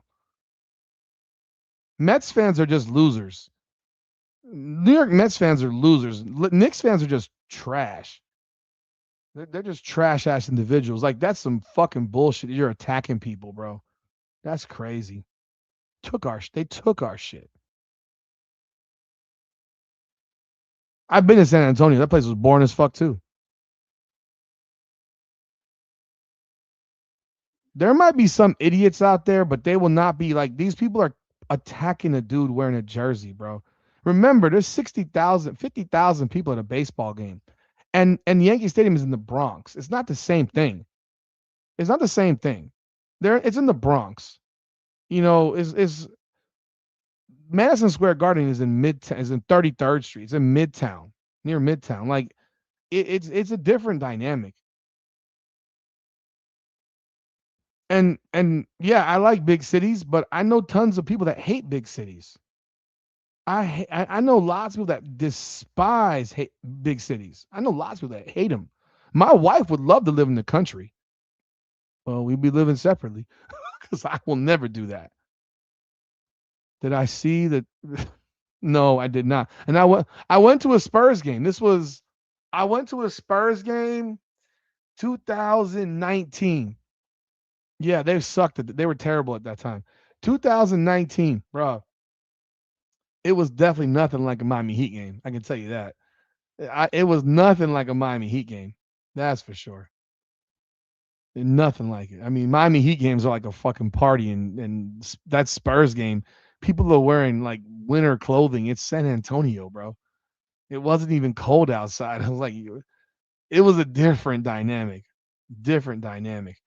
But, again, back to what we're talking about right here before I wrap this thing up, man, please don't. They don't like Caitlin Clark. They resent her. They're bothered by her, and they're going to continue to do it. The best players in the WNBA can't draw shit. Now, the Golden State Valkyries are drawing, yeah, sure, because they're in a metro that supports the Golden State Warriors. Yeah, and there's a demographic there that actually fits. Like, people don't understand, but San Francisco is a highly homosexual area. Very well known for homosexuality in San Francisco. It's been known that way for a very long time. So it works. It fits. Angel Reese is a superstar in his league, according to some people. And the Atlanta Dream did not move their games to the big building. Like, folks, like keeping it real. Keeping it real. I do not care how hard it is logistically to do. I do not care how hard it is logistically to do. There is no way in the world. There's no way in the world that what day did Angel Reese get traded? Traded to Atlanta. April 6th. So they had 5 weeks? They had 5 weeks to figure out their ticket situation. They had 5 weeks. They had 5 weeks to figure out their ticket situation. They're moving for this game, yeah. But they're playing their home games in that closet. In a closet. I know Atlanta's a terrible market. I know it is. It's a terrible market. They didn't go to playoff games. They didn't go to playoff games for the Atlanta Braves. They can't sell out playoff games. So, James, if you are a Mets fan, yes, I'm sorry, bro, but yeah, you have chosen the path of loserdom. Mets and Jets, god damn, man, you chose it. And the Islanders, yeah, you chose. I can't speak. And the Brooklyn Nets, oh, you done gone all the way in, bro. You went Jets, Mets, and Nets. God, dog, you done sacrificed your soul, man. I think right now you're really that's your act of contrition to God for whatever sins you have committed, because you decided that you're going to give a long act of contrition and say lots of prayers to God to let you into heaven at the end because you chose the fucking worst group. You're trying to get to heaven right now, bro. Oh my, why can't you get Liberty tickets? They're not sold out. They're not sold out. I've seen it. They're not sold out. They get good crowds, but they're not sold out. But you're playing in front of 3,500 people in that damn Band-Aid box that the Atlanta Dream play in. You're telling me that Angel Reese and her stardom can't draw more than that? I mean, that's what they told us. She's a star. She told us, me too. No one's giving a fuck. I mean, realistically, nobody cares. We talk about it. Atlanta Dream Arena capacity. What's that place called? I don't know what the place is called. The Gateway Center. 3,500 seats for a basketball game. I mean, gosh. 3,500. They should. What's my favorite sport? Baseball. My favorite sport is baseball. Team sport, baseball. Individual sport, it's becoming bare knuckle. But I mean, I'll still say MMA, but it's becoming bare knuckle because they fight. But again, if you make that trade and you believe, it's 3,500. If you believe it, when you make that trade, that she is that person, she is that market draw, she is her, you immediately get all your ticket reps on the phone. Yeah, I'm sure there's celebrities at the games, 3,500 people. I'm sure they get their courtside seats. Sure. She's not a superstar in the league. Not a chance. No, she's not. She's not a superstar. Superstars draw people. Superstars fill up buildings. She couldn't fill up the Chicago building in the third largest metro area in the country. She couldn't fill up a 10,000 seat arena in the third largest metro area in the nation in Chicago. Stop it. She's a role player. She's a role player. She might be a star in the social media world. She's not a star in the basketball world, no matter what you try to convince yourself of. She is a role player. And role players do not get games moved to 17,000 seat arenas. So apparently the Atlanta Dream, Renee Montgomery, part owner, 1% maybe, didn't think to push it and say, we got to get these games all moved to the State Farm Arena right now because we got Angel Reese. We got Angel Reese. So guess what? We got to move every game right now. Right now. Because we got to get all of our ticket reps on the phones right now to call all of our season ticket holders. Call them right now. We're relocating all games to the State Farm Arena. Fuck whatever gateway contract we might have. Fuck that shit. We're breaking that shit. Because Angel Reese is about to make this damn economy change in Atlanta, Georgia for women's basketball. Stop it. They didn't do that because reality is you're not going to fill it. You're not even going to come remotely close to filling it unless you have certain matchups. Really, one matchup. Caitlin Clark. That's it. The Liberty ain't going to fill that building. The Aces won't fill that building. The Mercury won't fill that building. The Wings won't fill that building. The Sky won't fill that building. They moved it for a reason. They filled it for a reason. No, she's not a superstar in this league because she's a role player.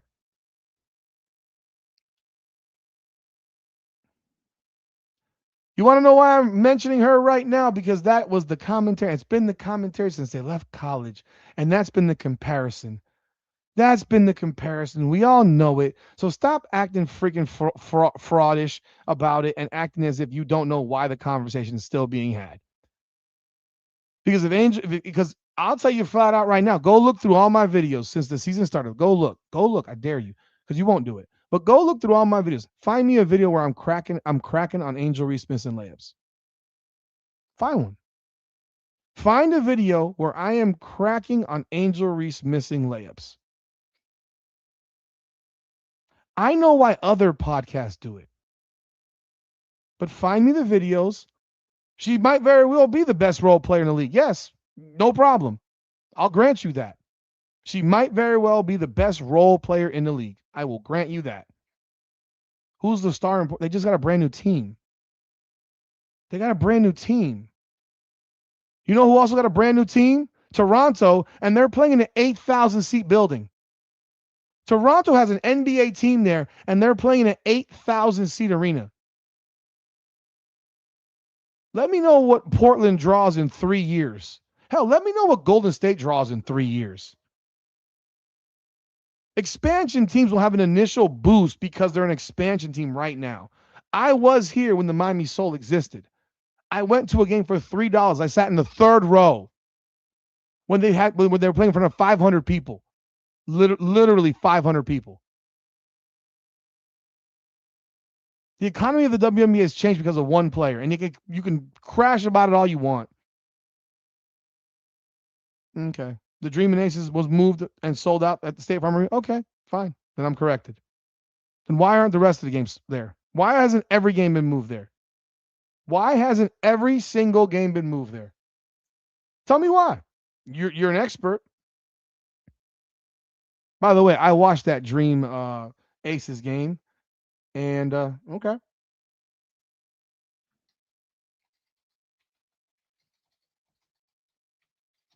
So why hasn't, every game been moved there?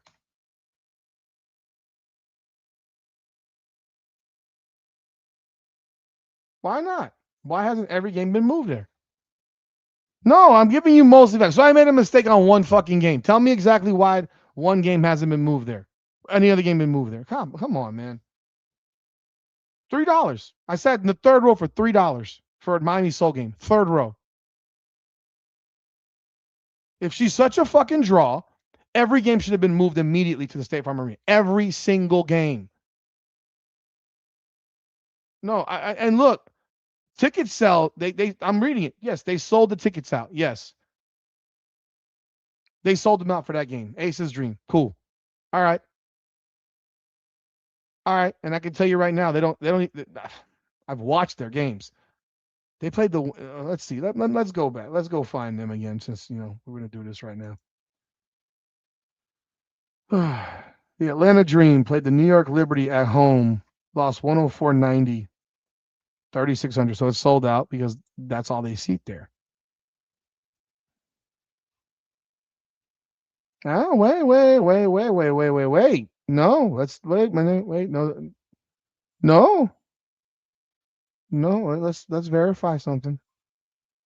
No. Oh boy. Okay. Atlanta Dream. Let me clue you in here.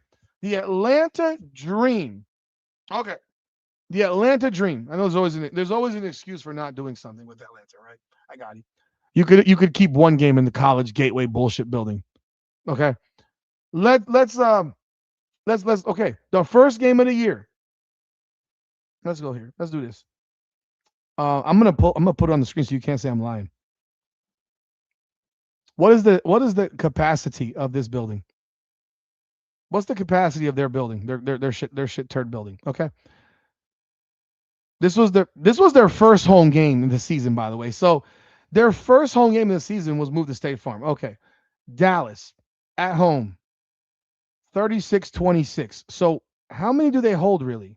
Okay, 36-26. Okay. Phoenix. 35-75. So what's their sellout number? I'm going to ask the question. I'm showing you the number. So the game before was 36-26. The next game was 35-25.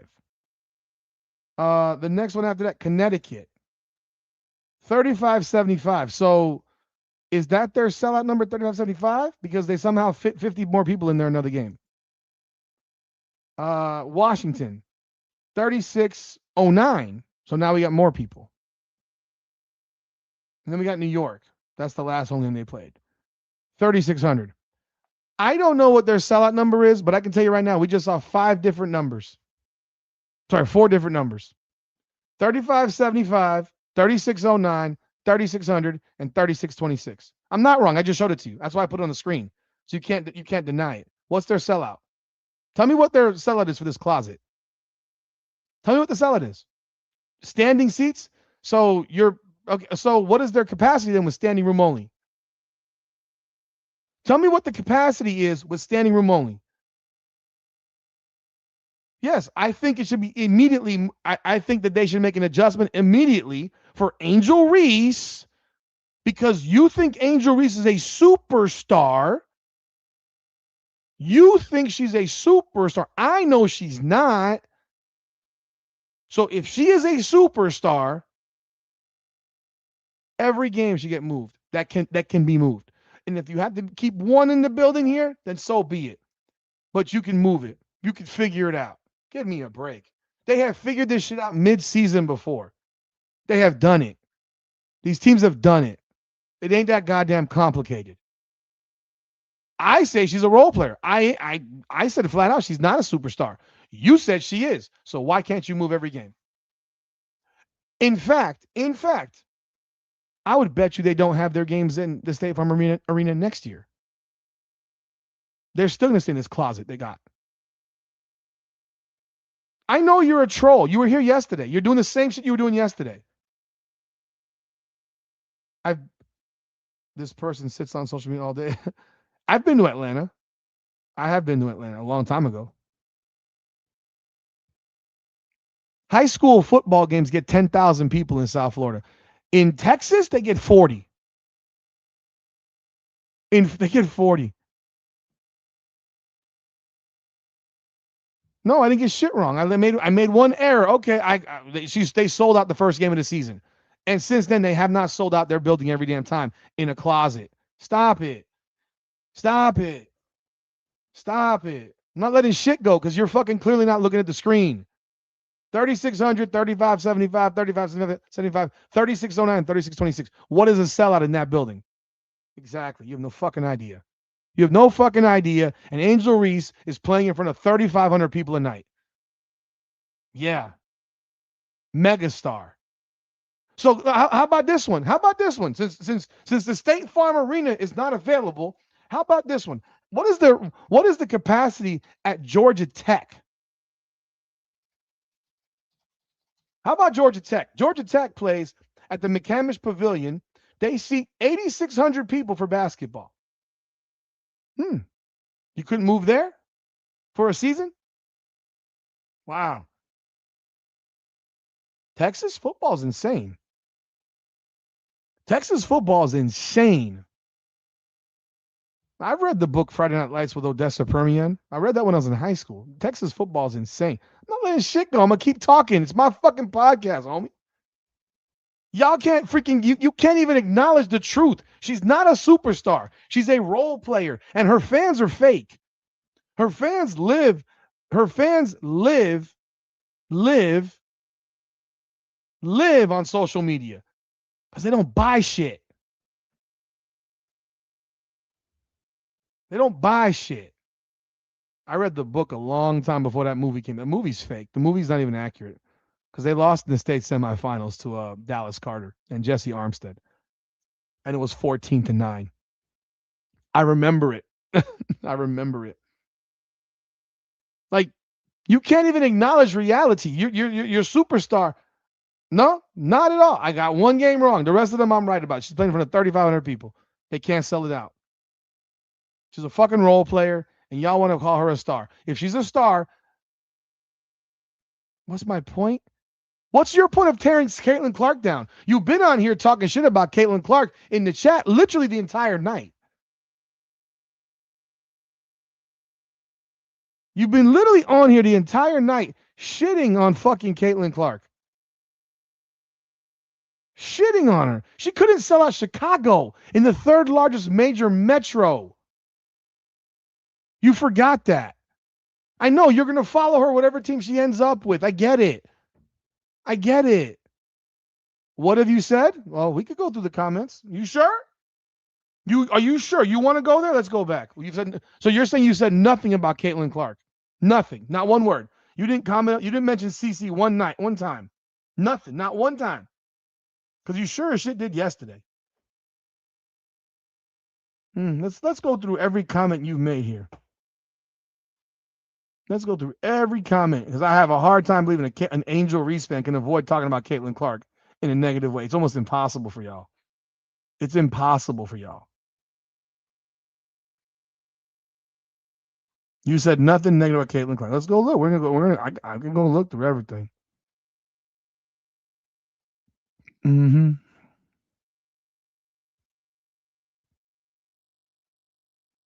So is Caitlin Clark a great player?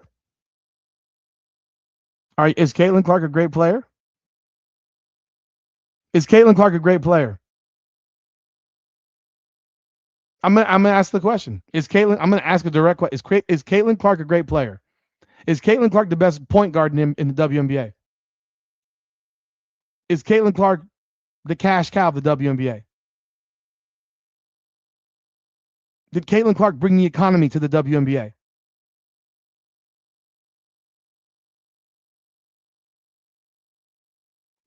You haven't answered yet. I want you to answer the question. Because if you say no, then I know that it's negative because I already know. I didn't ask you, Dante. I asked April to answer. Is Caitlin Clark the best point guard in the WNBA? Yes or no? She is. We all know it. We all know she's the best point guard in the WNBA.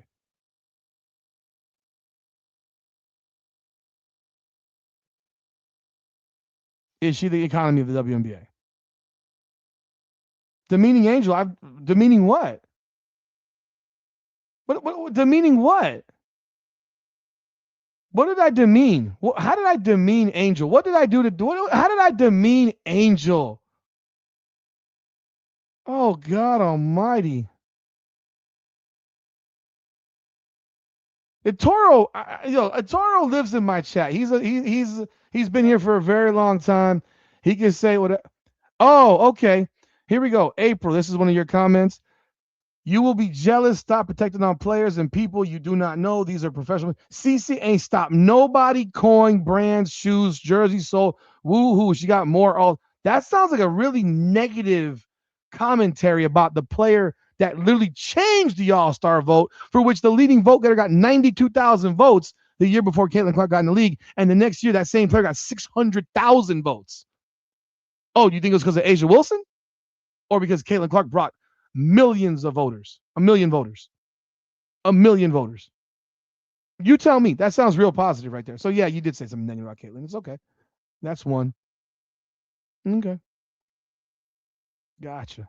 Okay. It's cool.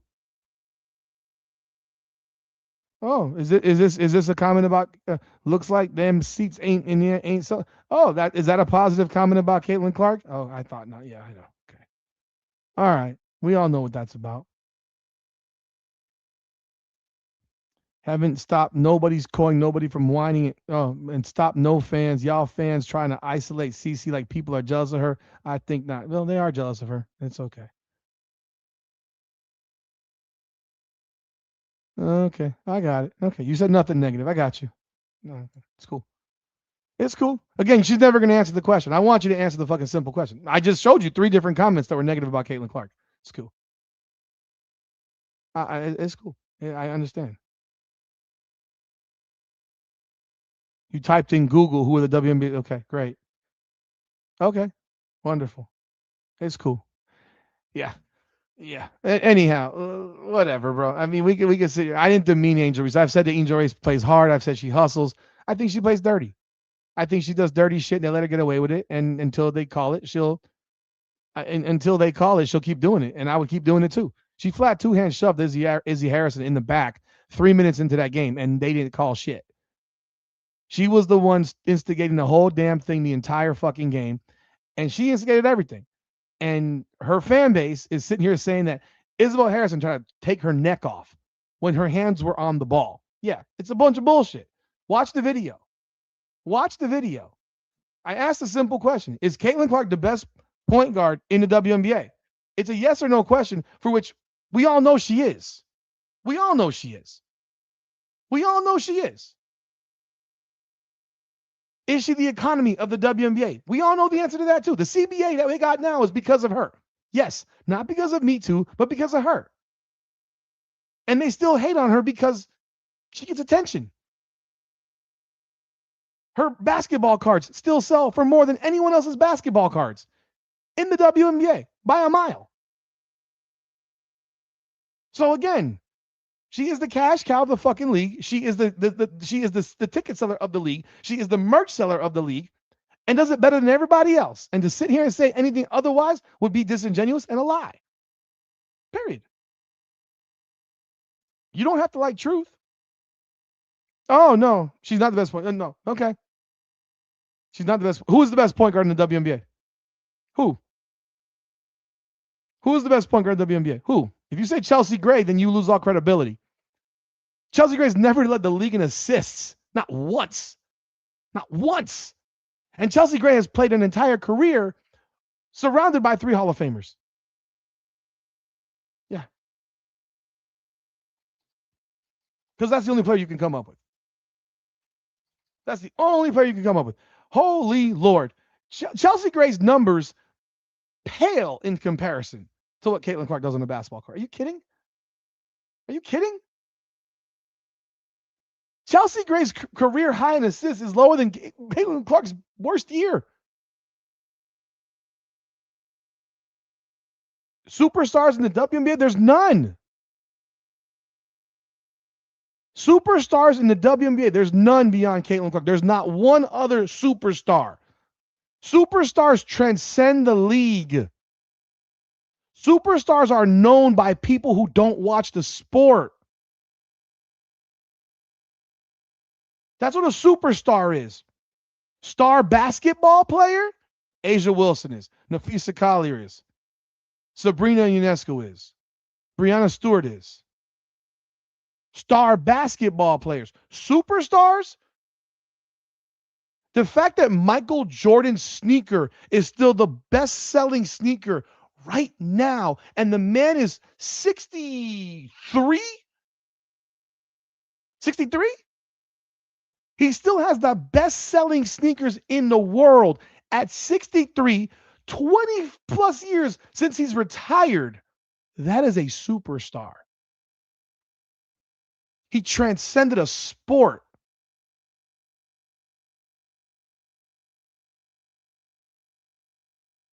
Stewie's the GOAT? Whatever. Okay, I can't even, that's silly as fuck, but whatever. Okay. Stewie's the GOAT. So you think Stewie is better than A'ja Wilson? Oh, boy. I don't give a fuck about turnovers. I don't give a, see, that's the problem. I don't care about a number that you want to create. She has turnovers. Okay. And when I can give you the data that will show you the amount of turnovers she's credited with when her teammates drop a pass that hits them on the chest, it will drop her number by at least 1. Okay. At least 1. And if we then also dig a little bit deeper, because y'all like to do analytics on shit. So let's do the analytics of the ball in her hands by second in comparison to the turnovers that she commits. I guarantee you she would not be at the top of the list in turnovers because she controls the ball more than anybody. She has the highest or second highest ball usage rate in the league. Angel Reese is averaging almost 4 turnovers a game playing power forward. Shakira Austin's averaging almost 4 turnovers a game playing center. So Caitlin Clark averages a half a turnover more than a center and a power forward. Natasha Howard's averaging 3.5 turnovers a game. She's a power forward.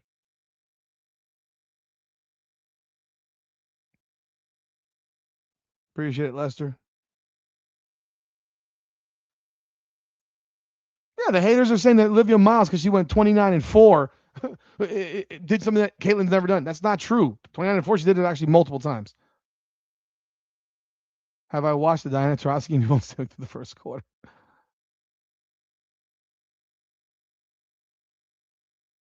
I know what Cece's turnover numbers are. You think I don't know what they are? I criticize her for it.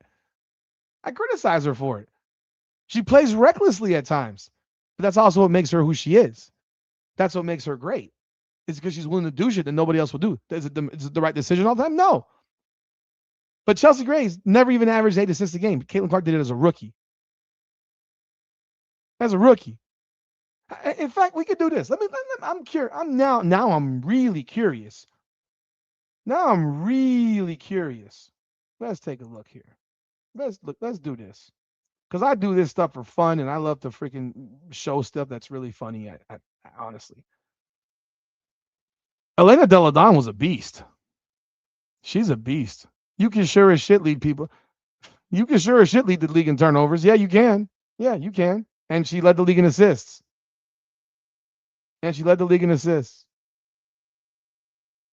Mm-hmm. Yeah. Who are the superstars in the NBA? Well, the NBA is different. The NBA has superstars. Steph Curry, Kevin Durant, LeBron James, Luka Doncic, Shea. Hell, Jalen Brunson will now be in that conversation. Jokic, Wemby. Those are superstars. You can ask my mother. My mother is 76 years old. My mother's never watched a WNBA game in her life, but she knows who Caitlin Clark is. I don't have the records. Yeah, Caitlin Clark set how many records last year or first? 2 years ago. Like she said, how many records? She has 3 30-10 games, and that's in 60 games. There's only the next player has 1 ever. There's only like 5 people who've ever had 30-10 games in the WNBA. 30 points, 10 assists. And Caitlin Clark's done it 3 times. 3 times. And no one else has done it twice. I just told you who the superstars in the NBA are. Are you listening?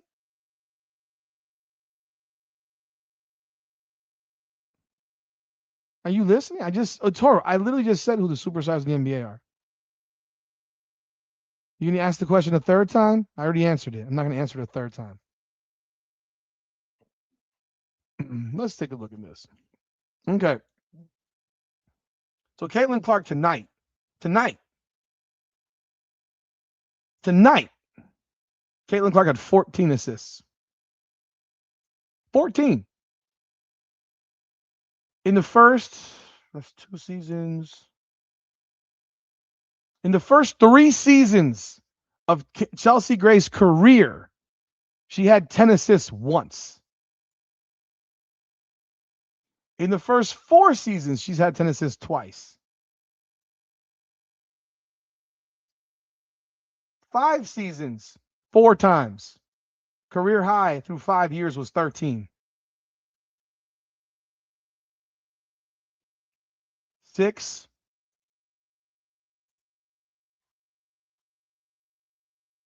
7, 8, 9, 10. So 10. So now her career high at this point, she had 14 assists in her 7th year in the league. 13, 14, 15, 16, 17, 18, 19, 20, 21, 22. That was her best assist season ever. That was 2023. She still didn't lead the league. 24. 25, 26, 27, 28. 28. 14 twice. So Chelsea Gray's got 30 10 assist games in her career in a decade. She's got 30 10 assist games in her career in a decade. She's had 14 assists twice in her career. Caitlin Clark did that tonight. Caitlin Clark had 19 assists as a rookie in 1 game. 1 game. 1 game. There's your point guard right there. Okay. Yeah. No, I didn't ask. I'm literally looking at it right here. I'm looking at your question. It was put up here twice, right down here under Crash Out Willie, and above Baltimore Ravens. I see it twice here. I read it twice. It's there twice. So yeah, Caitlin Clark. Let's do the Caitlin Clark trip now because okay. So Caitlin Clark, in her rookie year, had 13, 12, 11, 13, 13, 13, 19, 10, 12, 12, 10. So 1, 2, 3, 4, 5. She had 5 in a row with 10 assists. I mean, that was in a rookie season. So 6, 7, 8, 9, 10, 11, 12. She had 12 10 assist games as a rookie with a high of 19. She played, 13 games last year? In 13 games last year, she had 5 more 10 assist games. 5 more. So that's 17. And this year, her third year, including tonight, she's had 4 more. So she's had 21 10 assist games in,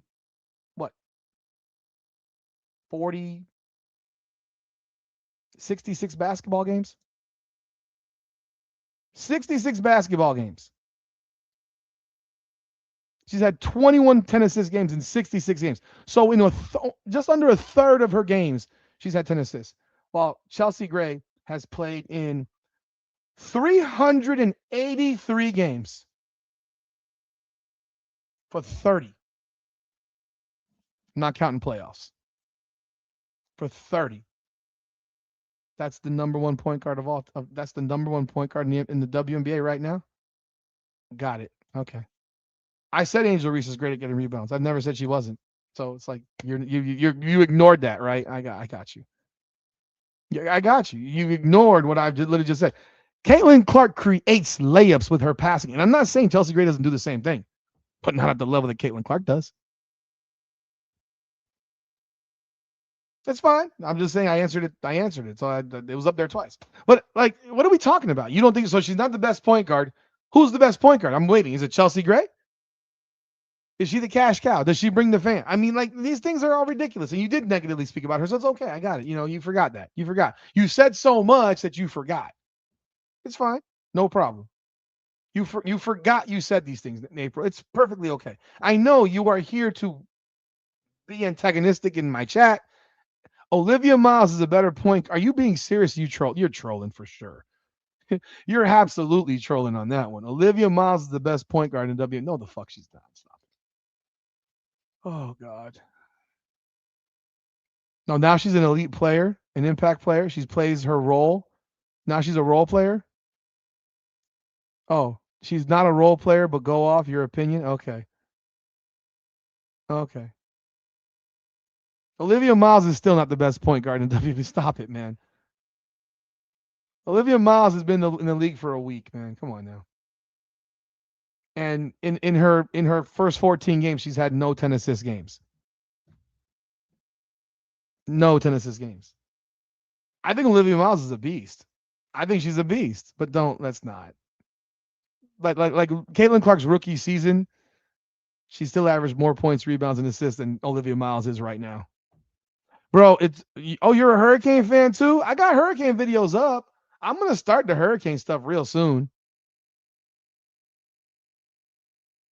Yeah, the no-look pass where I'm looking at you, I throw, but then I look that way. The guy who threw no-look passes better than anybody on earth was Magic Johnson. Yeah, there's always going to be, yes, because she was the best literally right when she walked in the door. She led the league in assists after game 15. Caitlin Clark had, I just told you, had 12 10 assist games in 40 games as a rookie. She was doubling with points and assists. What are we doing? It is what it is, man. Angel gets disrespect because Angel fucking says, I want to be the villain, right? I don't hate Angel Reese.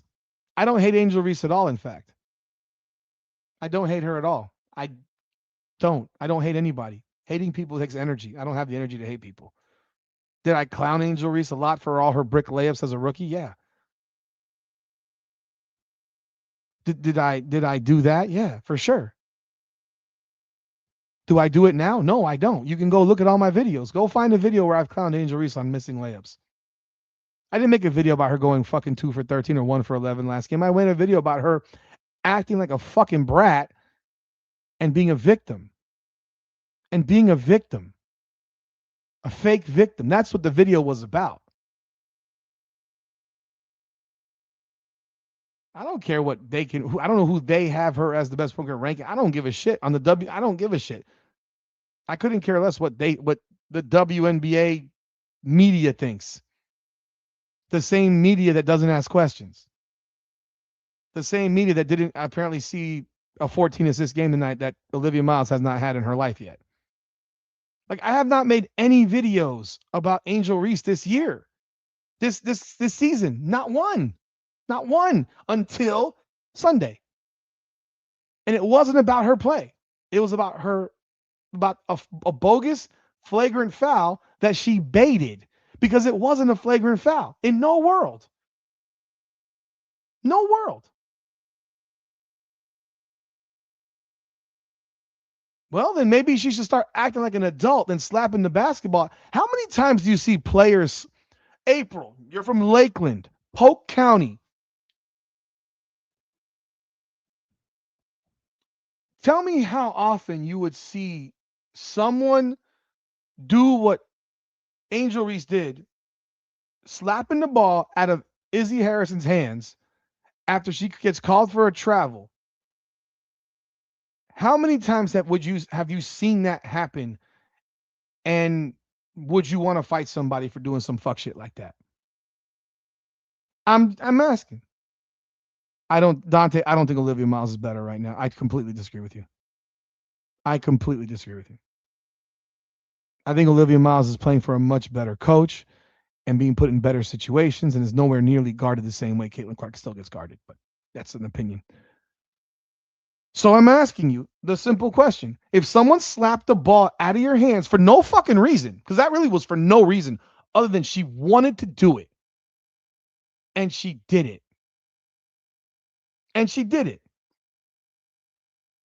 how would you react? How would you react to that type of shit? Because that was some fuck shit. She didn't try to take the ball from her. She physically slapped it down. For what reason? And then walked off as if she did nothing. And then it happens to her 45 seconds later in response, and she plays the victim role. I did nothing. I'm pointing. I did nothing. Oh my God, I did nothing. Give me a break. By the way, if you want to rate the guards, I'm gonna let you know right now that Caitlin Clark is averaging more points, rebounds, and assists than Olivia Miles right now, just so you know. Just so you know. I mean, I know people don't like it, but it is what it is. I'm sorry, she's averaging less rebounds. She's averaging 4.6 rebounds, not 5.0. But she's averaging more points and assists right now. Just saying. I mean, it's okay. If Caitlin Clark played for Cheryl Reeve, Caitlin Clark would be the greatest player that we've ever seen in our lives, in the opinions of everybody. Cliff Kessler, what's up, man? Thank you. Appreciate you. Hope I blocked Angel Reese trolls. Thank you for being interesting. Thank you for that, man. I do appreciate that. I thank you, man. I thank you. Yeah, CC got player of the week this week. Yeah, because she's trash. I know. I'm sure a lot of people are very, very upset. I'm sure the people that don't like her will say, oh, she turned the ball over. Yeah. Again, I have not spoken about Angel Reese literally this entire season. So you're not talking about me, right? I have not said one word about Angel Reese this season. I'm the one that said last year that Angel Reese could be a contender for league MVP. So you need to do your research on me if you're going to come. Like, that's the thing. I have lost subscribers by the droves for my opinions that I have given on Angel Reese. Lost them in droves. because in this world of the WNBA, you cannot actually say anything nice about anybody else. Like it's not allowed. Literally not allowed in the podcast world. Angel Reese literally did some fuck shit on Sunday and then played the victim. She did. She wanted to fight Izzy Harrison. You can watch that replay of that play in the paint, and Harrison has two hands on the ball, and Reese is already off balance, and then she launches herself into her and throws her hands in the air. That's it. That's what happened. It's what happened. And that got called a flagrant foul. 2, ejecting somebody. And then she walks off her bench crying? Crying for what? I'm sorry. And I watched the game. Nothing was done beyond Angel Reese pushing Harrison in the back with 2 hands. Angel Reese smacking Harrison in the head with an elbow at one point. And the 2 slap balls. And then that play. That was it. Oh, and Isabel Harrison, who's not a very good player, and they were former teammates, was cooking her ass in the head-to-head matchup. It sucked. She didn't like it. She was frustrated. She was mad. I got it. I got all those things.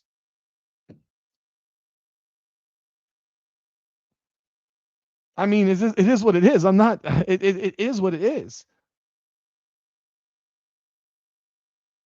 If Angel Reese Angel Reese has the ability to, I'm gonna be real. I think Atlanta's better than Indiana. I think Atlanta's better than Indiana as a team. When Brianna Jones gets back to that team, it will finally allow Angel Reese to play the position that she's supposed to play, which is power forward. I think Carl Smesko is making a major mistake by not having Medina Okot start, because she's 6'6", 230, and allowing Angel Reese to play power forward. Starting Naz Hillman is flipping stupid. It's stupid.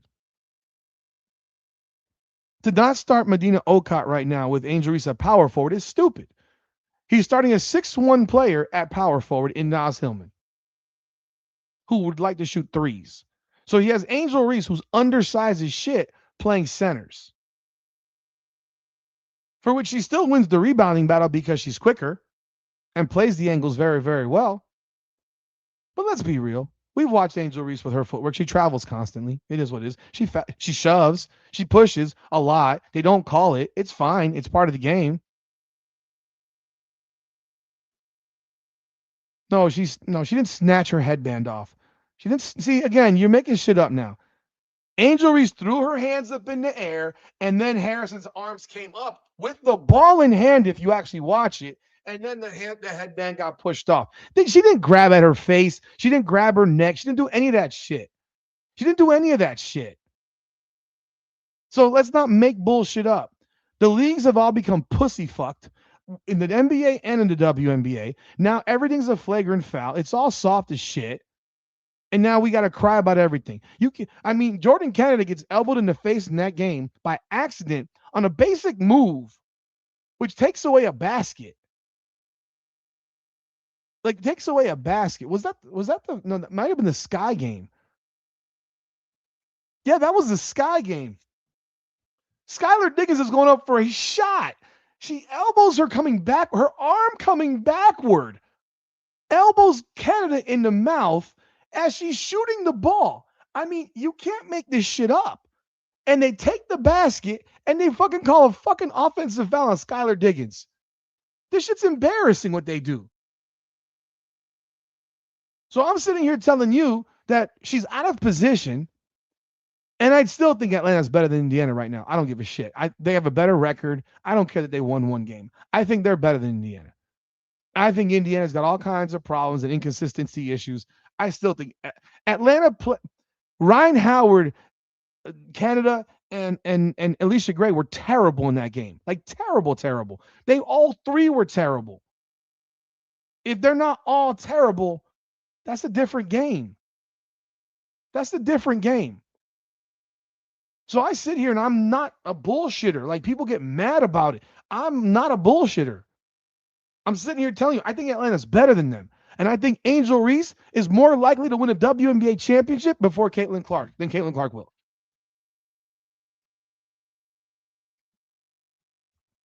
Rudy's, yeah. The problem with the Fever is defense because they run a bullshit offense. Tonight we got to see them run their offense, and if they run their offense consistently, like they ran it tonight, they'll average 95 a game, and they'll outscore most people, and it'll make their offense be their defense at the same damn time. How did Clark and Collier make the league soft? Collier made the league soft. Stop it. Collier would never have said a goddamn word about nothing about fouls if she hadn't gotten hurt. And I don't even think that shit that happened with Alyssa Thomas was a foul. That was a loose ball. That was a freaking great play by Alyssa Thomas. And you know what? It sucks. Napheesa Collier got hurt. Because if she hadn't got hurt, she'd been playing the next game, and they damn sure would, and she would never have that damn interview. She would have never said no shit like that. Indiana's completely inconsistent. And that is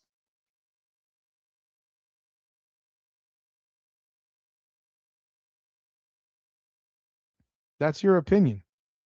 That's your opinion. Did you think they're mentally weak? That's fine, whatever.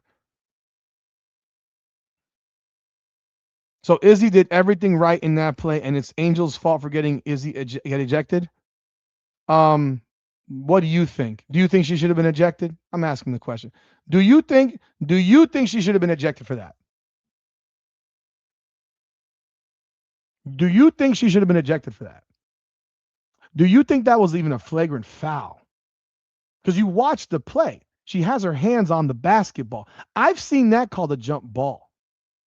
Literally, I saw that called a jump ball on Lauren Betts in college.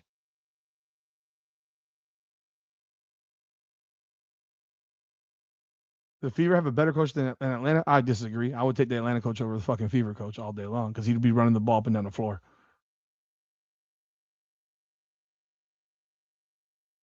I think Atlanta is better than fucking Indiana. I do because I don't trust Stephanie White,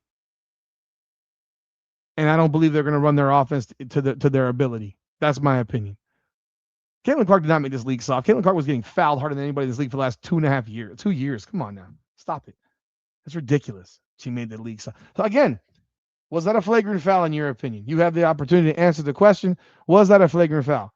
Because you saw the play. I literally watched Lauren Betts have someone wrap two arms around her body and put their hands on the ball around her arms in a college game last year, and they called it a jump ball. Ejected. Get the fuck out of here. Whatever. All right, fine. You're a fraud. You're a fraud. Yes, ejected. You believe? I don't ask what the referees did. The referees are pussies in this league. The referees suck in this league. You can't say the referees suck one time because they don't protect Angel Reese and then say they're great because they protected Angel Reese. Get the fuck out of here. You can't say the referees are bad one time, bad, and then they're great because they protected Angel Reese in your opinion. So because the referees reviewed it, ergo it was the right call because they said it was the right call. Her right hand came up her body because Angel Reese flung her fucking arms up. If fucking her hands aren't still up there, she lands on her fucking head. What are you talking about? Whatever. I'm done. That's just stupid shit. That's just stupid shit. Her hands moved up because Angel Reese flung her body into her. It's called fucking momentum.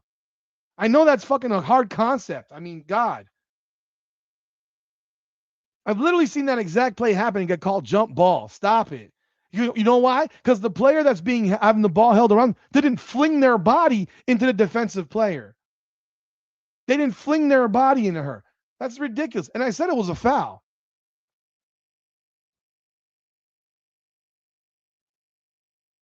You give me freaking Carl Smesko and the Fever right now are running a track meet.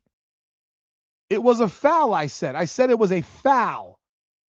It was not a flagrant foul.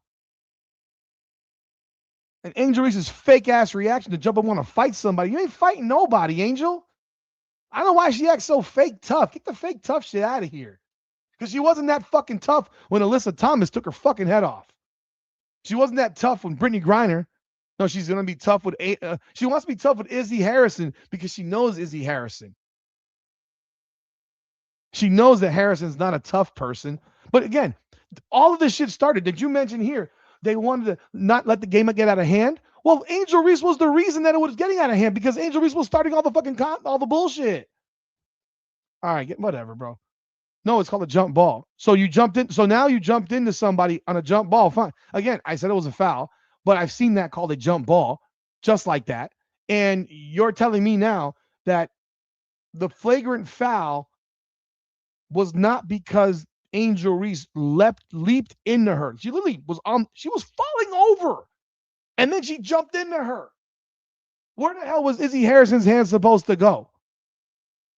You don't brace your fucking body with your arms. It's a rule. You could fucking blow your elbow out. Okay. I'm done. Y'all have a great night, man. I'm done. I will be back. What day? On Thursday. Wait, is there a game tomorrow?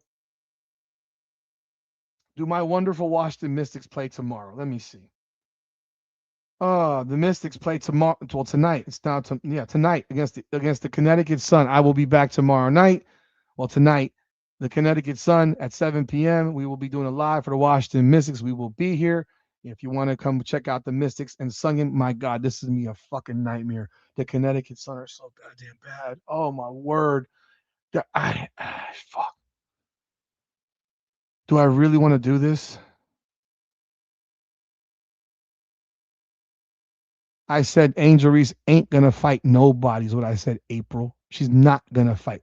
So you didn't even listen to what I said. I said she jumped up like she was going to fight somebody when she's not going to fight somebody. Stop acting fake tough is what I said. And Angel Reese elbowed Isabel Harrison earlier in that game on the head. There's video of it. All right. She didn't grab her neck. She was grabbing the ball. Again, grabbing the ball. Grabbing the ball, grabbing the ball, grabbing the ball. You can watch it again. Watch it again until you're blue in the face. She's grabbing the ball. In fact, if you look at the end, Isabel Harrison has the ball in her goddamn hand. So I'll be back tomorrow night to watch this dreadful Mystic Sun game. And if you want to jump on board and enjoy it with me, please do so. I do appreciate the company because otherwise I may cut my fucking wrists if I have to watch this game by myself. Y'all have a great night. Appreciate everybody. This is Indiana Fever Unfiltered following a Caitlin Clark 21-14 double-double, accounting for 52 points in an Indiana Fever 113-91 win over the Toronto Temple. I'm out of here. Have a great night. Come on now.